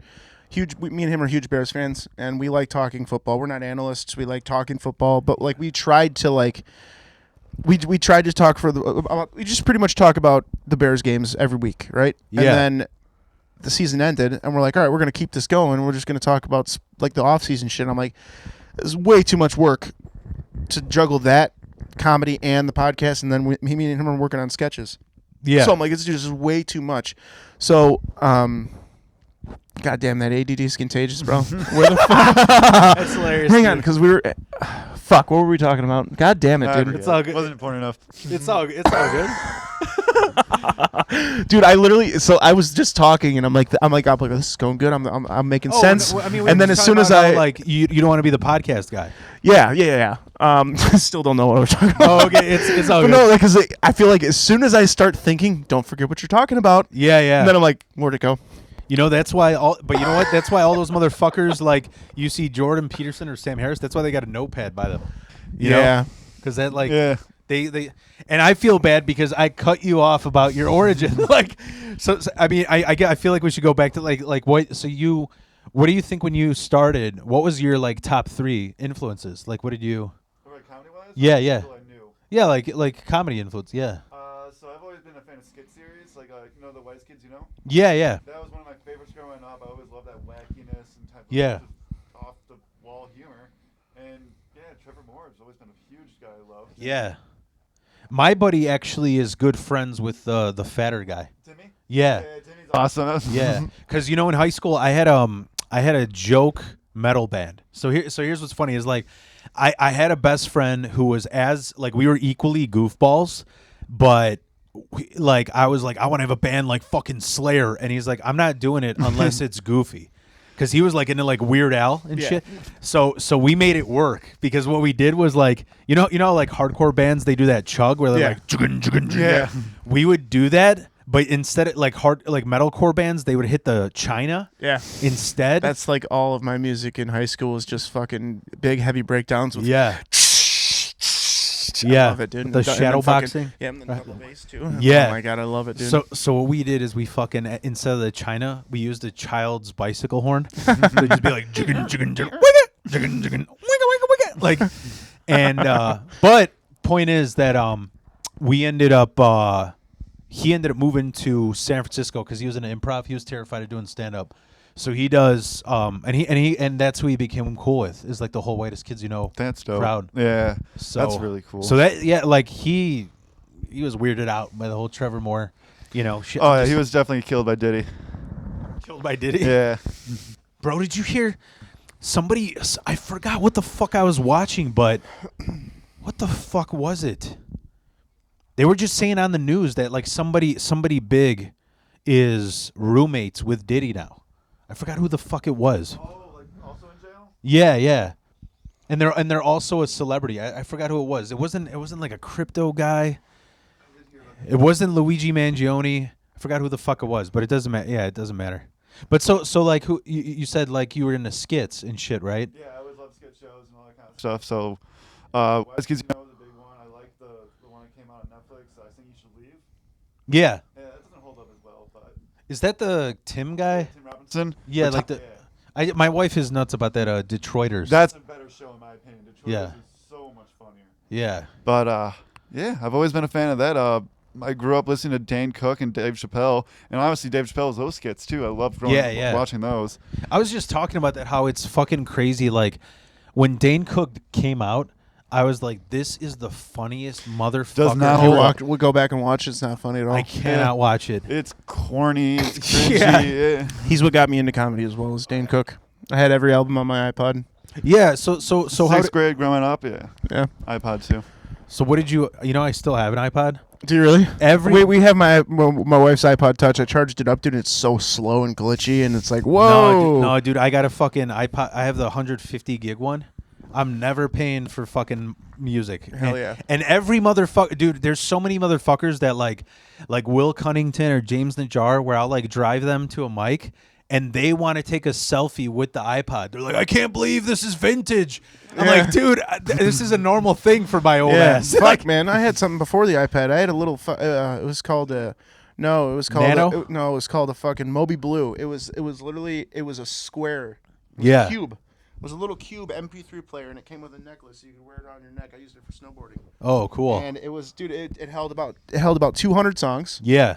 And yeah, dude, it was just all MP3s. That was the coolest thing I had. Dude. It was right when the Zune came out.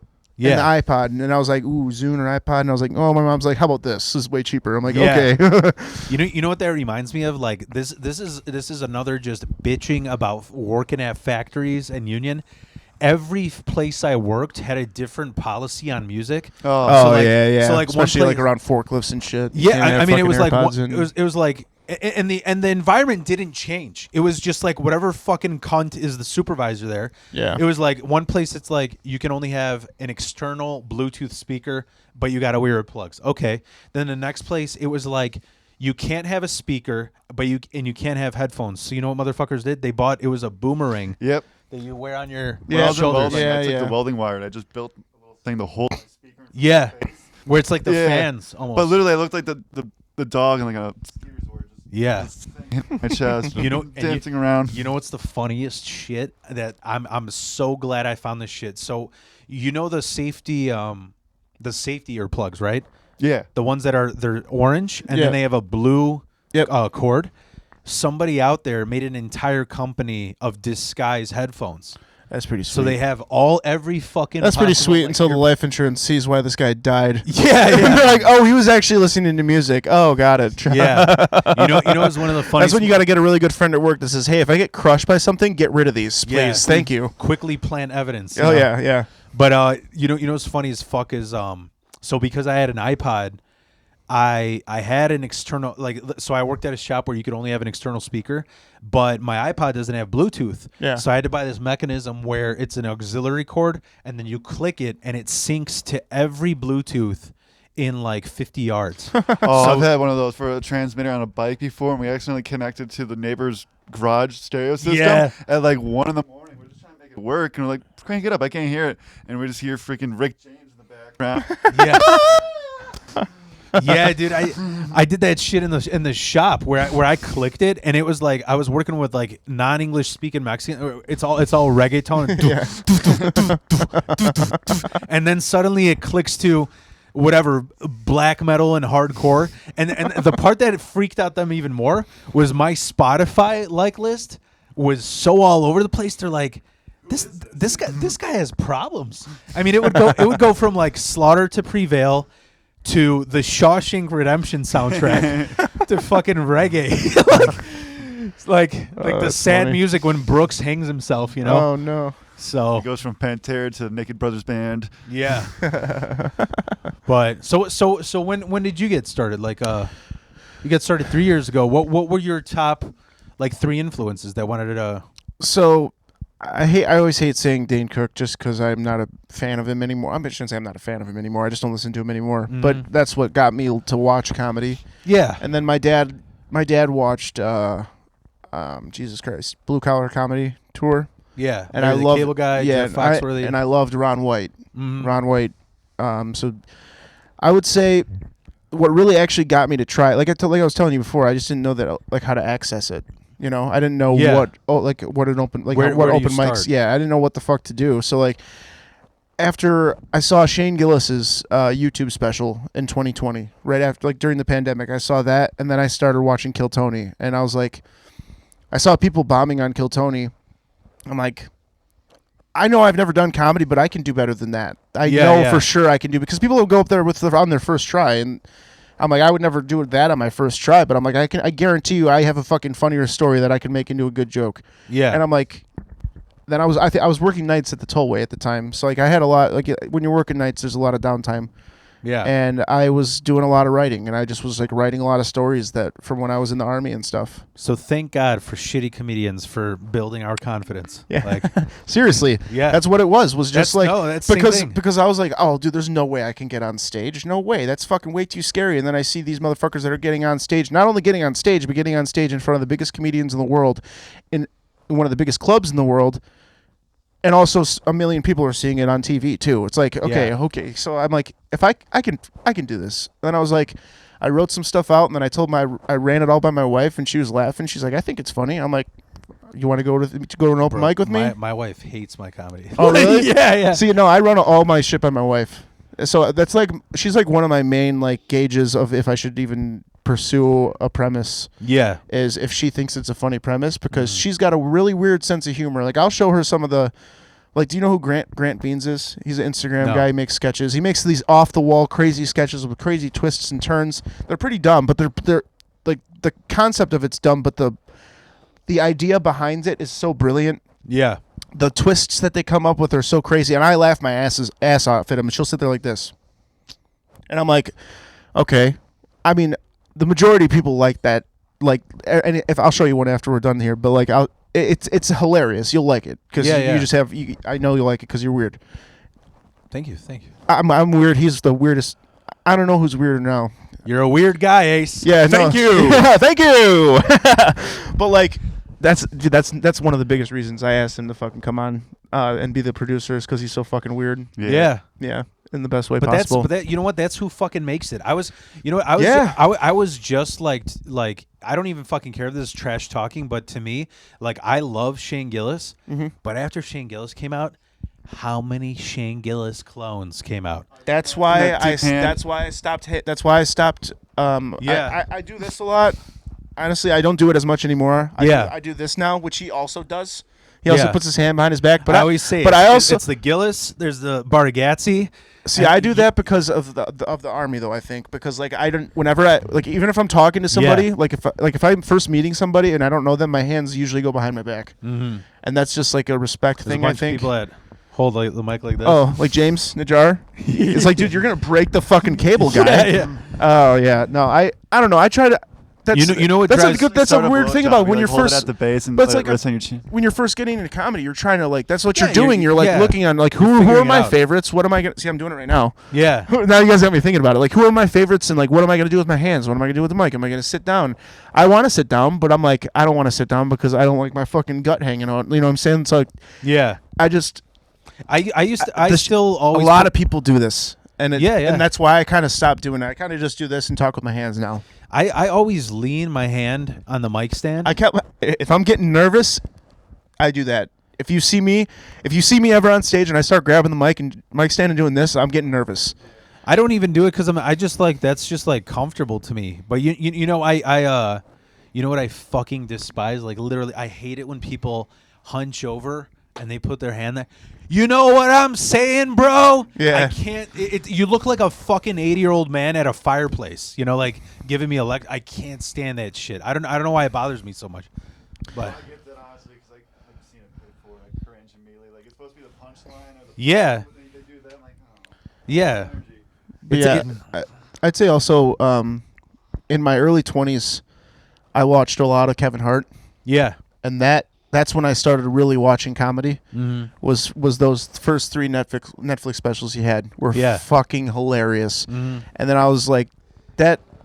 So I guess basically my 3 biggest influences are just Ron White, growing up with him, Kevin Hart, and then Shane Gillis actually got me to do it because honestly, the only reason it was because his style of comedy is just like it's just a bro, you know. Yeah. He's just one of the bros, and I'm like, I'm not afraid to admit I'm a fucking bro. Like, same here. That's what I was like. Oh.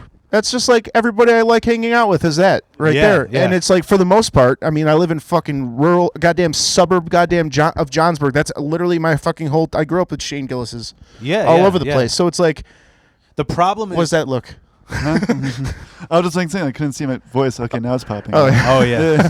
Yeah. I was like, Jack. I thought you were thinking like I thought you were thinking like this guy did not grow up. I'm with not Shane a Gillis. bro. Shut the fuck up. Like, But yeah, no, no. Another thing I noticed in comedy, dude, I never realized. Like, I knew I was kind of like, I never realized how weird I was until I started doing comedy and like started interacting with other people. Yeah. Like, especially as I've gotten older, the weirder I've gotten, the more uncomfortable I've gotten in weird situations. Like at the other week, I met this one dude at that Laugh Madness or whatever. I was drunk and I started oversharing stuff that I I asked him how long he'd been doing comedy. Then I started talking about the podcast. I'm, like, I'm getting booked now. Blah blah. It's like I just start ranting about like, and I'm like, wait. And then as soon as I walk away, I immediately tell Jack, I'm like, I'm such a fucking idiot. What the fuck's wrong with me? God damn it, I'm so stupid. And I actually that's exactly what Chris Farley used to. I'm not saying I'm gonna be Chris Farley, but that's exactly what he used to do.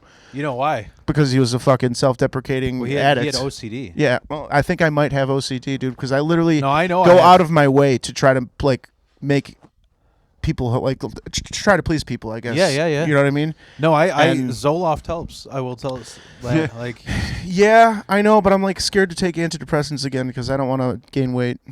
No, see, here's the thing, dude. So it's crazy. Like, I've went over this before, but Zoloft is the only SSRI that helps with OCD for some reason. Like Zoloft didn't do shit for me.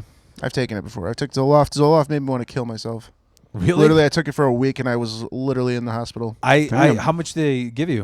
I don't remember. I think 20 milligrams. That's the or thing is they start you 10 at or- 25, and I had insomnia for 3 months. Like I Yeah. slept 3 hours a week. Yeah. So what I did was I started cracking it in half, 12.5, and that's my sweet spot. Okay. Like and I know what you're talking about because Yeah. I used to fucking dude. I know I mentioned him again, but like even like I remember I drove Dan McCarty nuts because every time when I wasn't medicated, I would like go up there, I would bomb or I wouldn't bomb. And I go up to him, I go, "What did you think of that one, Dad? Did I do good, Dude, Dad?" I'm the same way. I literally will have a good set, and somebody will be like, "Dude, great set." I'll be like, "Nah, it wasn't that good. What are you talking about?" And then you Like, ask them like, which part was good? What do you think what do you think I should do better? And they're literally like, dude, I'm focusing on my shit. Yeah. You know, like I'm not. I barely caught yours. And Like, the don't worry. fact that that's like in the back of your head that, oh my God, all these people are listening to me. Especially if you're at an open mic, nobody. I mean, yeah, they're listening a little bit, but Yeah. most people are getting ready for their shit. Yeah. And it's like, I'll put a thought into my head on even like what I'm gonna fucking wear to an open mic, dude. Yeah. Like to the point where it's like it almost drives me crazy. I think that would be a really good. I think that's the one thing that's holding me back in comedy is caring what other people think about me. Because Yeah. I've gotten a lot better at it as I've gotten older, but I've also gotten more conscious of it as I've gotten older. If that makes any sense. Yeah. You know why I stopped giving a fuck because I'm like, dude, I'm married. So there's no fucking way because here's the thing. People who usually get canceled deserve to get canceled. Yeah. Like they groped women like 40 times. So I'm like, all right, well, I don't have to worry about that. Yeah. Because I'm a faithful fucking husband. Yep. What else? I'm not racist. I don't remember the last time I used the N-word. Yeah. And that's hard to say for Around white people. at least. You know, yeah. I honestly, I only say it to my cats. Yeah. I have to get all the slurs out. Well, so I mean, honestly, cats are black, aren't they? yeah. I think Which all one ca- of I you think, talking shit, you goddamn I think thing? all cats are black. I try and make up my own slurs. Like for the longest time, I thought Tar Heels is a slur. So I was like, get your Tar Heeling ass on my fucking lawn. You know, get your Boilermaker ass on. Yeah, you know. Get out of here, you gamecock. Never mind. So like no, but like I know I even made a like this is a bit, but it is a true story, and it was like one of my tightest first bits is that I went to a therapist and I was like I didn't know I thought you need to have all the compulsions to have OCD. Because Chris Farley actually like before he'd go on stage he'd have to tap every picture down the hallway 18 times. So he actually had the severe Howie Mandel shit. But I didn't know that you could have the mild shit where you don't have the compulsions like I did. And I was talking to my therapist. He's like, "This is the bit. Is he goes, Phil, you're not gonna not become obsessive, like overnight." I'm like, "Well, what am I supposed to do?" And he goes, "Well, you got to do it baby steps." And the joke is that. So I thought to myself, "Well, why don't I become obsessed with something that's good?" Because I would listen to like this Satanist metal where every song is about suicide. I'm like, why don't I become obsessed with working out? And the joke is I became obsessed with Oasis. And my family's like, yeah, go back to being suicidal. You know? There you go. That's not Yeah, it. that's a good joke. I like that. Because that literally happened. Like I was like one day I heard Champagne Supernova and I was like, why the fuck is this so uplifting? Yeah. And then I heard the rest of the shit. I was like, holy fuck, like this. They have a lot of good shit that they just didn't release in America. Yeah. Bro. I am such a fucking fruit. I took off work to hear the reunion announcement, and I took off work to buy tickets. Oh, Like, nice. I'm and not only that, I'm so scared that the StubHub is full of shit. I bought 2 pairs of 2 pairs.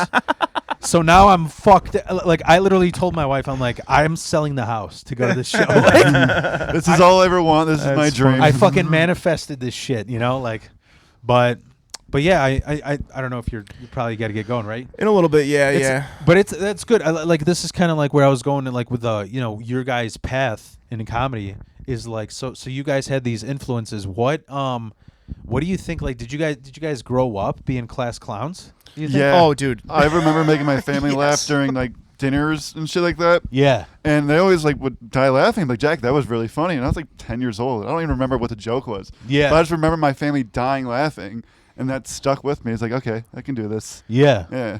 You don't remember like even one moment, like the youngest memory of? I do remember it. So someone was stabbing the potatoes, and they're like, "You got to eat it," or something like that. And they're like, "The potatoes are calling your name." I'm like, "Not after you stabbed it 100 times." Yeah. What about you? Like, do you remember the earliest memory of like cracking people up? God, I have a lot of them, but the one that sticks out to me the most was my senior year statistics class. I just took it because I needed a math credit. Yeah. This is high school? Yeah. Like I said, there's many other ones, but this one is great because this teacher, she was just like fresh out of college. Yeah. Had a donk on her, but it was ugly as fuck, But right? donk. And Everything but What's a donk? just a big old booty. Just a huge fat ass. I was thinking of a fupa. Oh, that too. She had well, one a of those donk too. is actually when you put really big wheels on a kind of a long car, like a G body. Okay. You ever heard of a donked car? There we go. Well, It's basically imagine 50 rim wheels on like a G body. okay. Yeah.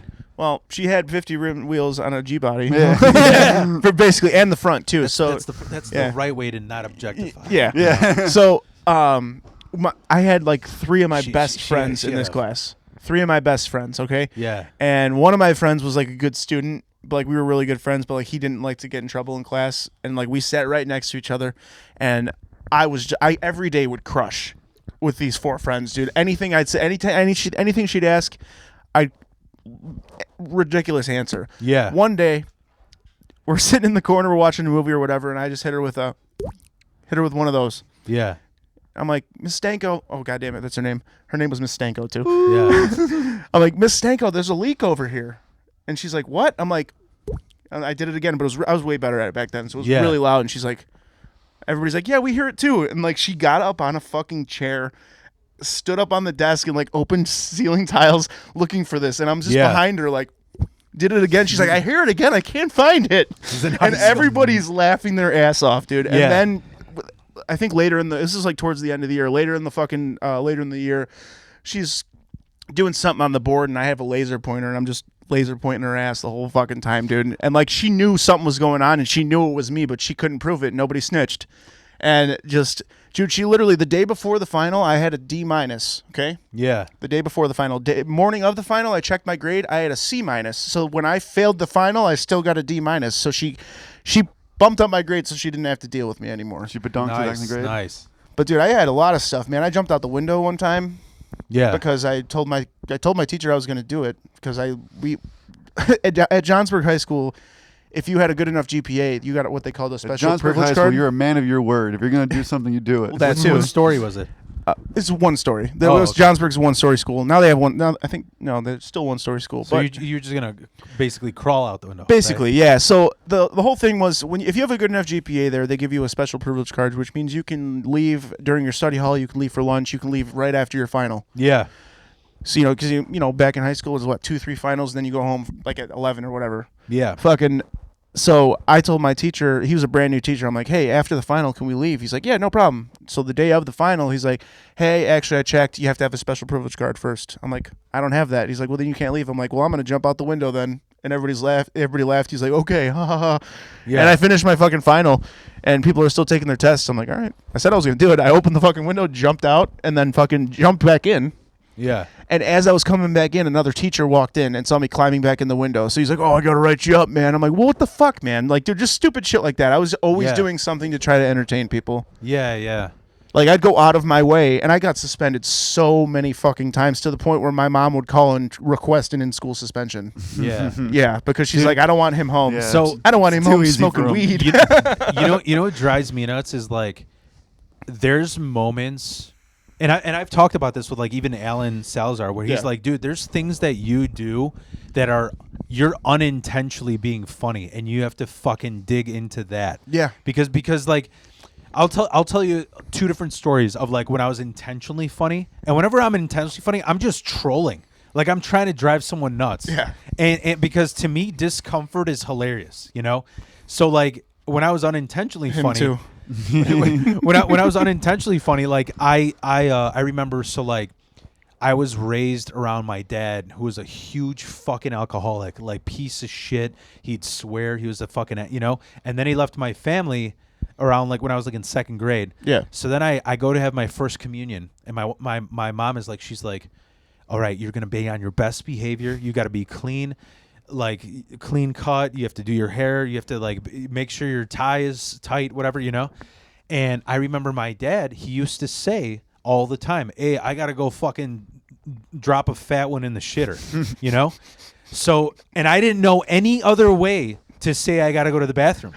So I remember like I'm trying to impress my mom because I think she like promised me that she was going to give me like a present, you know? So I go to the head of the table in my tuxedo and I go, "Excuse me, everyone." And they're kind of like At laughing. church, your first communion. No. We were at Like a class for your first communion. No. or something, This or- was so after the procession, like at the church. Okay. Sunday went- school type thing. We went to like a banquet hall. Yeah. So it was the like after party. Yeah. So I'm at this banquet hall, and everyone's like politely eating, you know, and I just pull up and I'm like, "Can I please be excused? Because I need to drop a fat one in the shitter." Like, and they just like exploded, you know. And I didn't even. And my mom was ready to kill me. I didn't even know what the fuck was funny. Yeah. I was like, "That's what it's called. It's a fucking shitter," you know. Yeah. So that's like unintentional, but then like intentionally, like I remember this, bro. I remember this. I was in 7th grade. We had Macintosh, like the first Macintosh computers in the class, and it was called I think Simple. Gen Z is gonna be like, it's called Mac. They call them Yeah. cows. It was called Macintosh. computers on wheels. But they had this thing called Simple Text, which is basically like Microsoft Word. Okay. But you could it blew our fucking mind because back then you could type something there and then it had 70 voices in what it'll read it. Oh. And my teacher, dude, you know the principal in Beavis and Butthead? He's like, oh. That was a little bit before me. Okay. Well, it's this guy who's like stressed out, and he's like, "Oh, he's about to have a heart attack." Oh. Like he's always stressed out. That was my teacher. His name was Mr. White. He ended up dying of a heart attack like 2 years ago. Shit. He was always stressed out, and there was a voice on there called Albert, which would scream everything.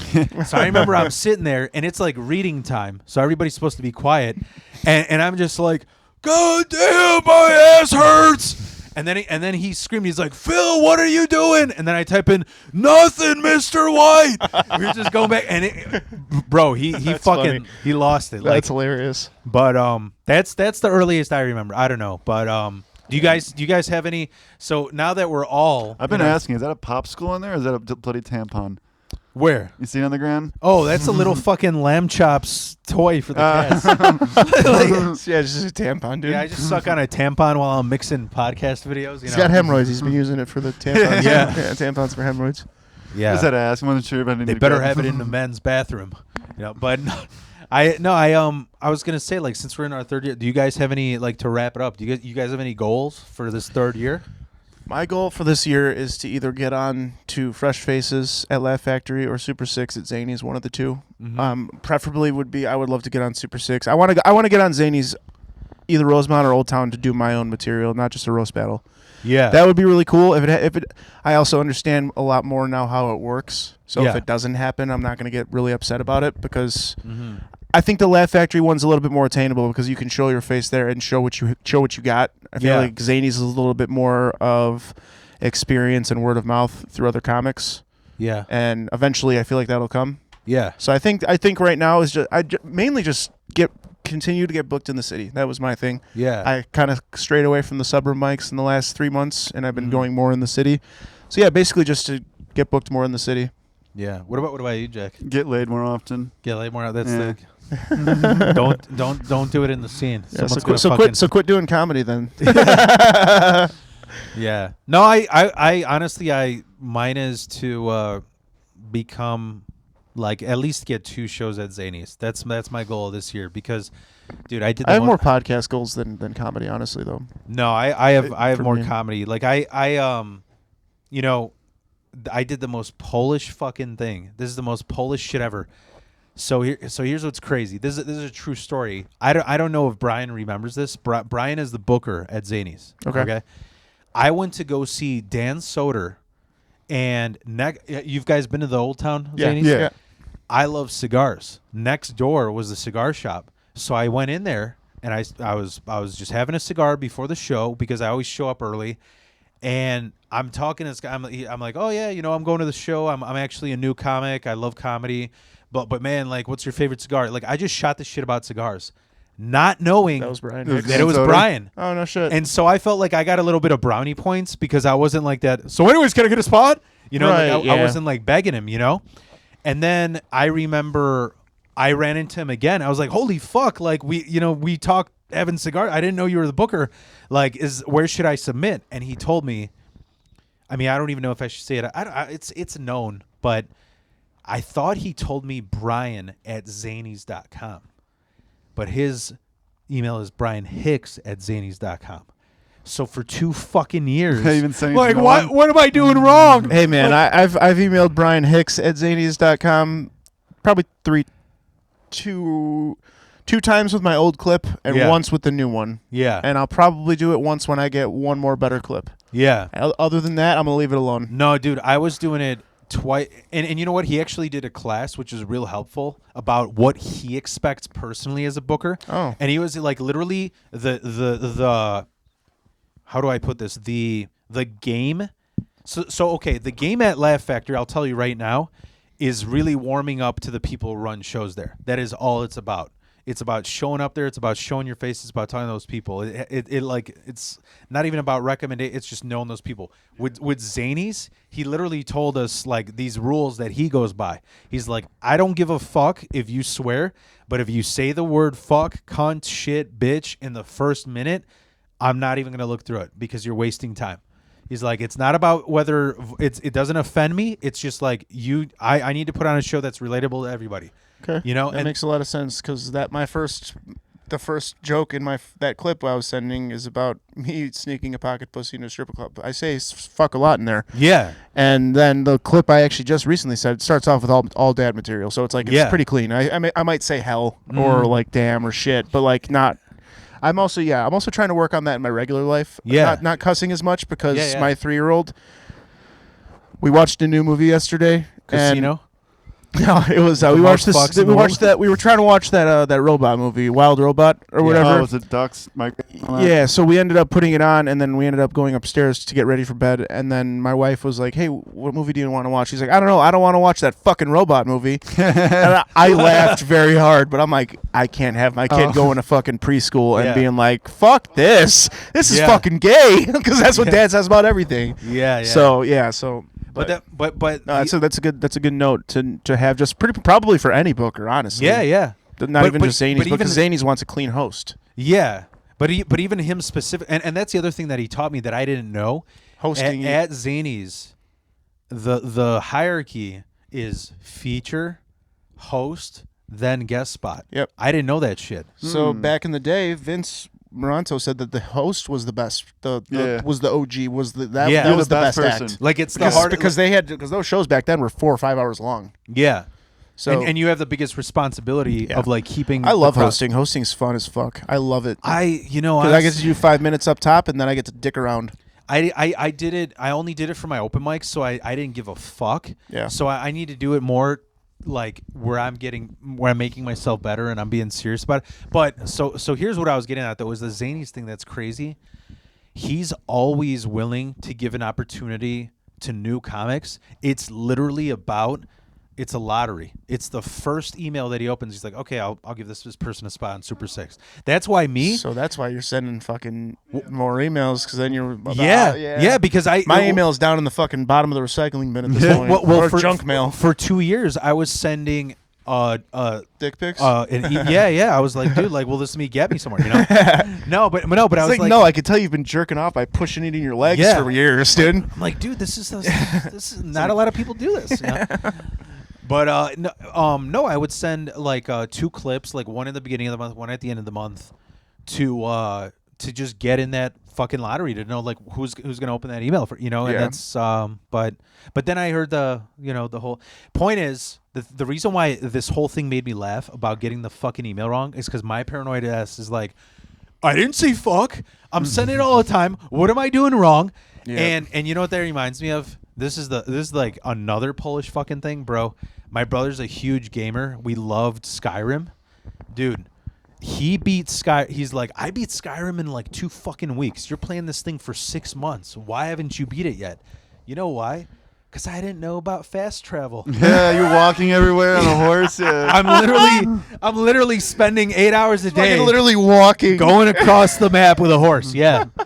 God. Like, not only that, That's it's funny. hard. It was hard as fuck because when you're walking the map, You're gonna face every enemy on the way there. And the, there's some big motherfuckers. the side missions reset. Yeah. Oh. So you beat this cat. Like that's That's it was funny. fucking Constantly going awful. through it over. Shit. But yeah, dude, that's I wish the best for everybody. You know, this Missouri thing. I was saying, I wish I would have got you on. Originally, here's what's fucking crazy is originally it was gonna be Yumi and Brian. Yeah. Brian And- Johnson. Brian. yeah, Brian, bro. Yeah, no. If you would have said him, I would have been like, I'm busy, dude. Yeah, I got actually 4 shows that day. I can't make it. I'm actually doing a TED talk on being jerking off at 4 years old. No, but oh god, I'm going to a deep place in hell. But anyway, We'll meet you there.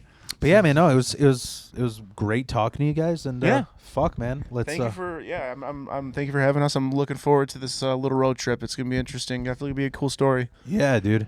At least you know what? At least it's not like when I went to Michigan. I went to Michigan for a show one time, bro. Between that little area that's like the corners of Chicago, Indiana, and Michigan, there was 3 hours of bumper to bumper traffic. Yep. Single lane. Oh yeah. Yeah. And dude, the only thing I As had soon as to you get out of Indiana, you're good though. the only thing I had to piss in, and you can't stop because you're just moving at 2 miles an hour. The only thing I had to piss in was a sandwich bag, and dude, it hurt because I'm sitting down. Pinching it off. And Yeah, it was like I had the flat setting on the hose. You know? Oh yeah, Like, dude, it was bad. Speaking of that, literally last week, Jack had to take the steering wheel because I had to piss in a Gatorade bottle. Yeah, And I it told took him I'd me like- hold it for him, but he's like, "No, hold the steering wheel." It took me like 5 minutes yeah. to get it going because I forgot how hard it was to take a piss while you're driving, especially after having a back surgery. Yeah. So you have to, you got to stand up a little bit, and I'm like, Yeah. I can't do this, man. It was really hard. Yeah. You got My you dick got was to soft, have though. Jack hold the bottle so you can He like offered. bozo bucket. He know? offered, yeah, but No, so you should know have just pissed on the floor. I got weather techs.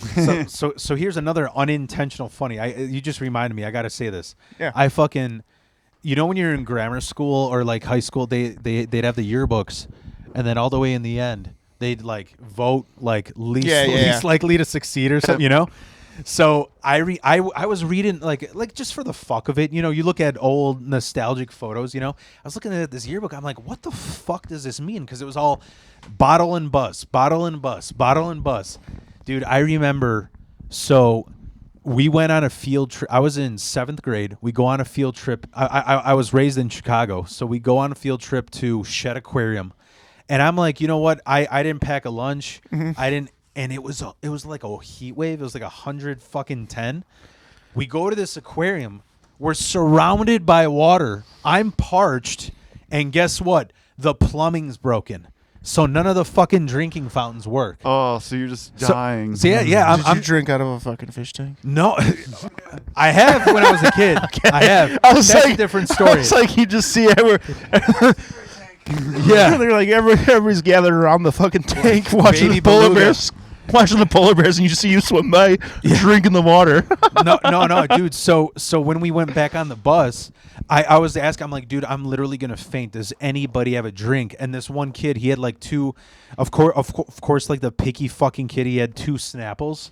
So I chug them, and then we're in bumper to bumper traffic, and I'm like, dude, fuck, like I don't know what to do. So I start pissing, and it's filling up. I'm about to spill it. So I just like quickly poured it out, and then I'm going again. And then like this time, like everybody is already laughing at me. So I don't want the bus driver to get, so I just capped it and I whipped it, and it fucking exploded on this crackhead's like Geo Metro, like all over his windshield.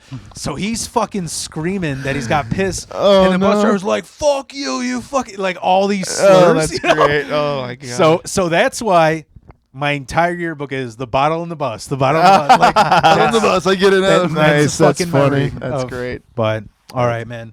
I'll That wrap was it up. fun. Yeah. All right. Good. Sounds Thanks for good, having man. us, man.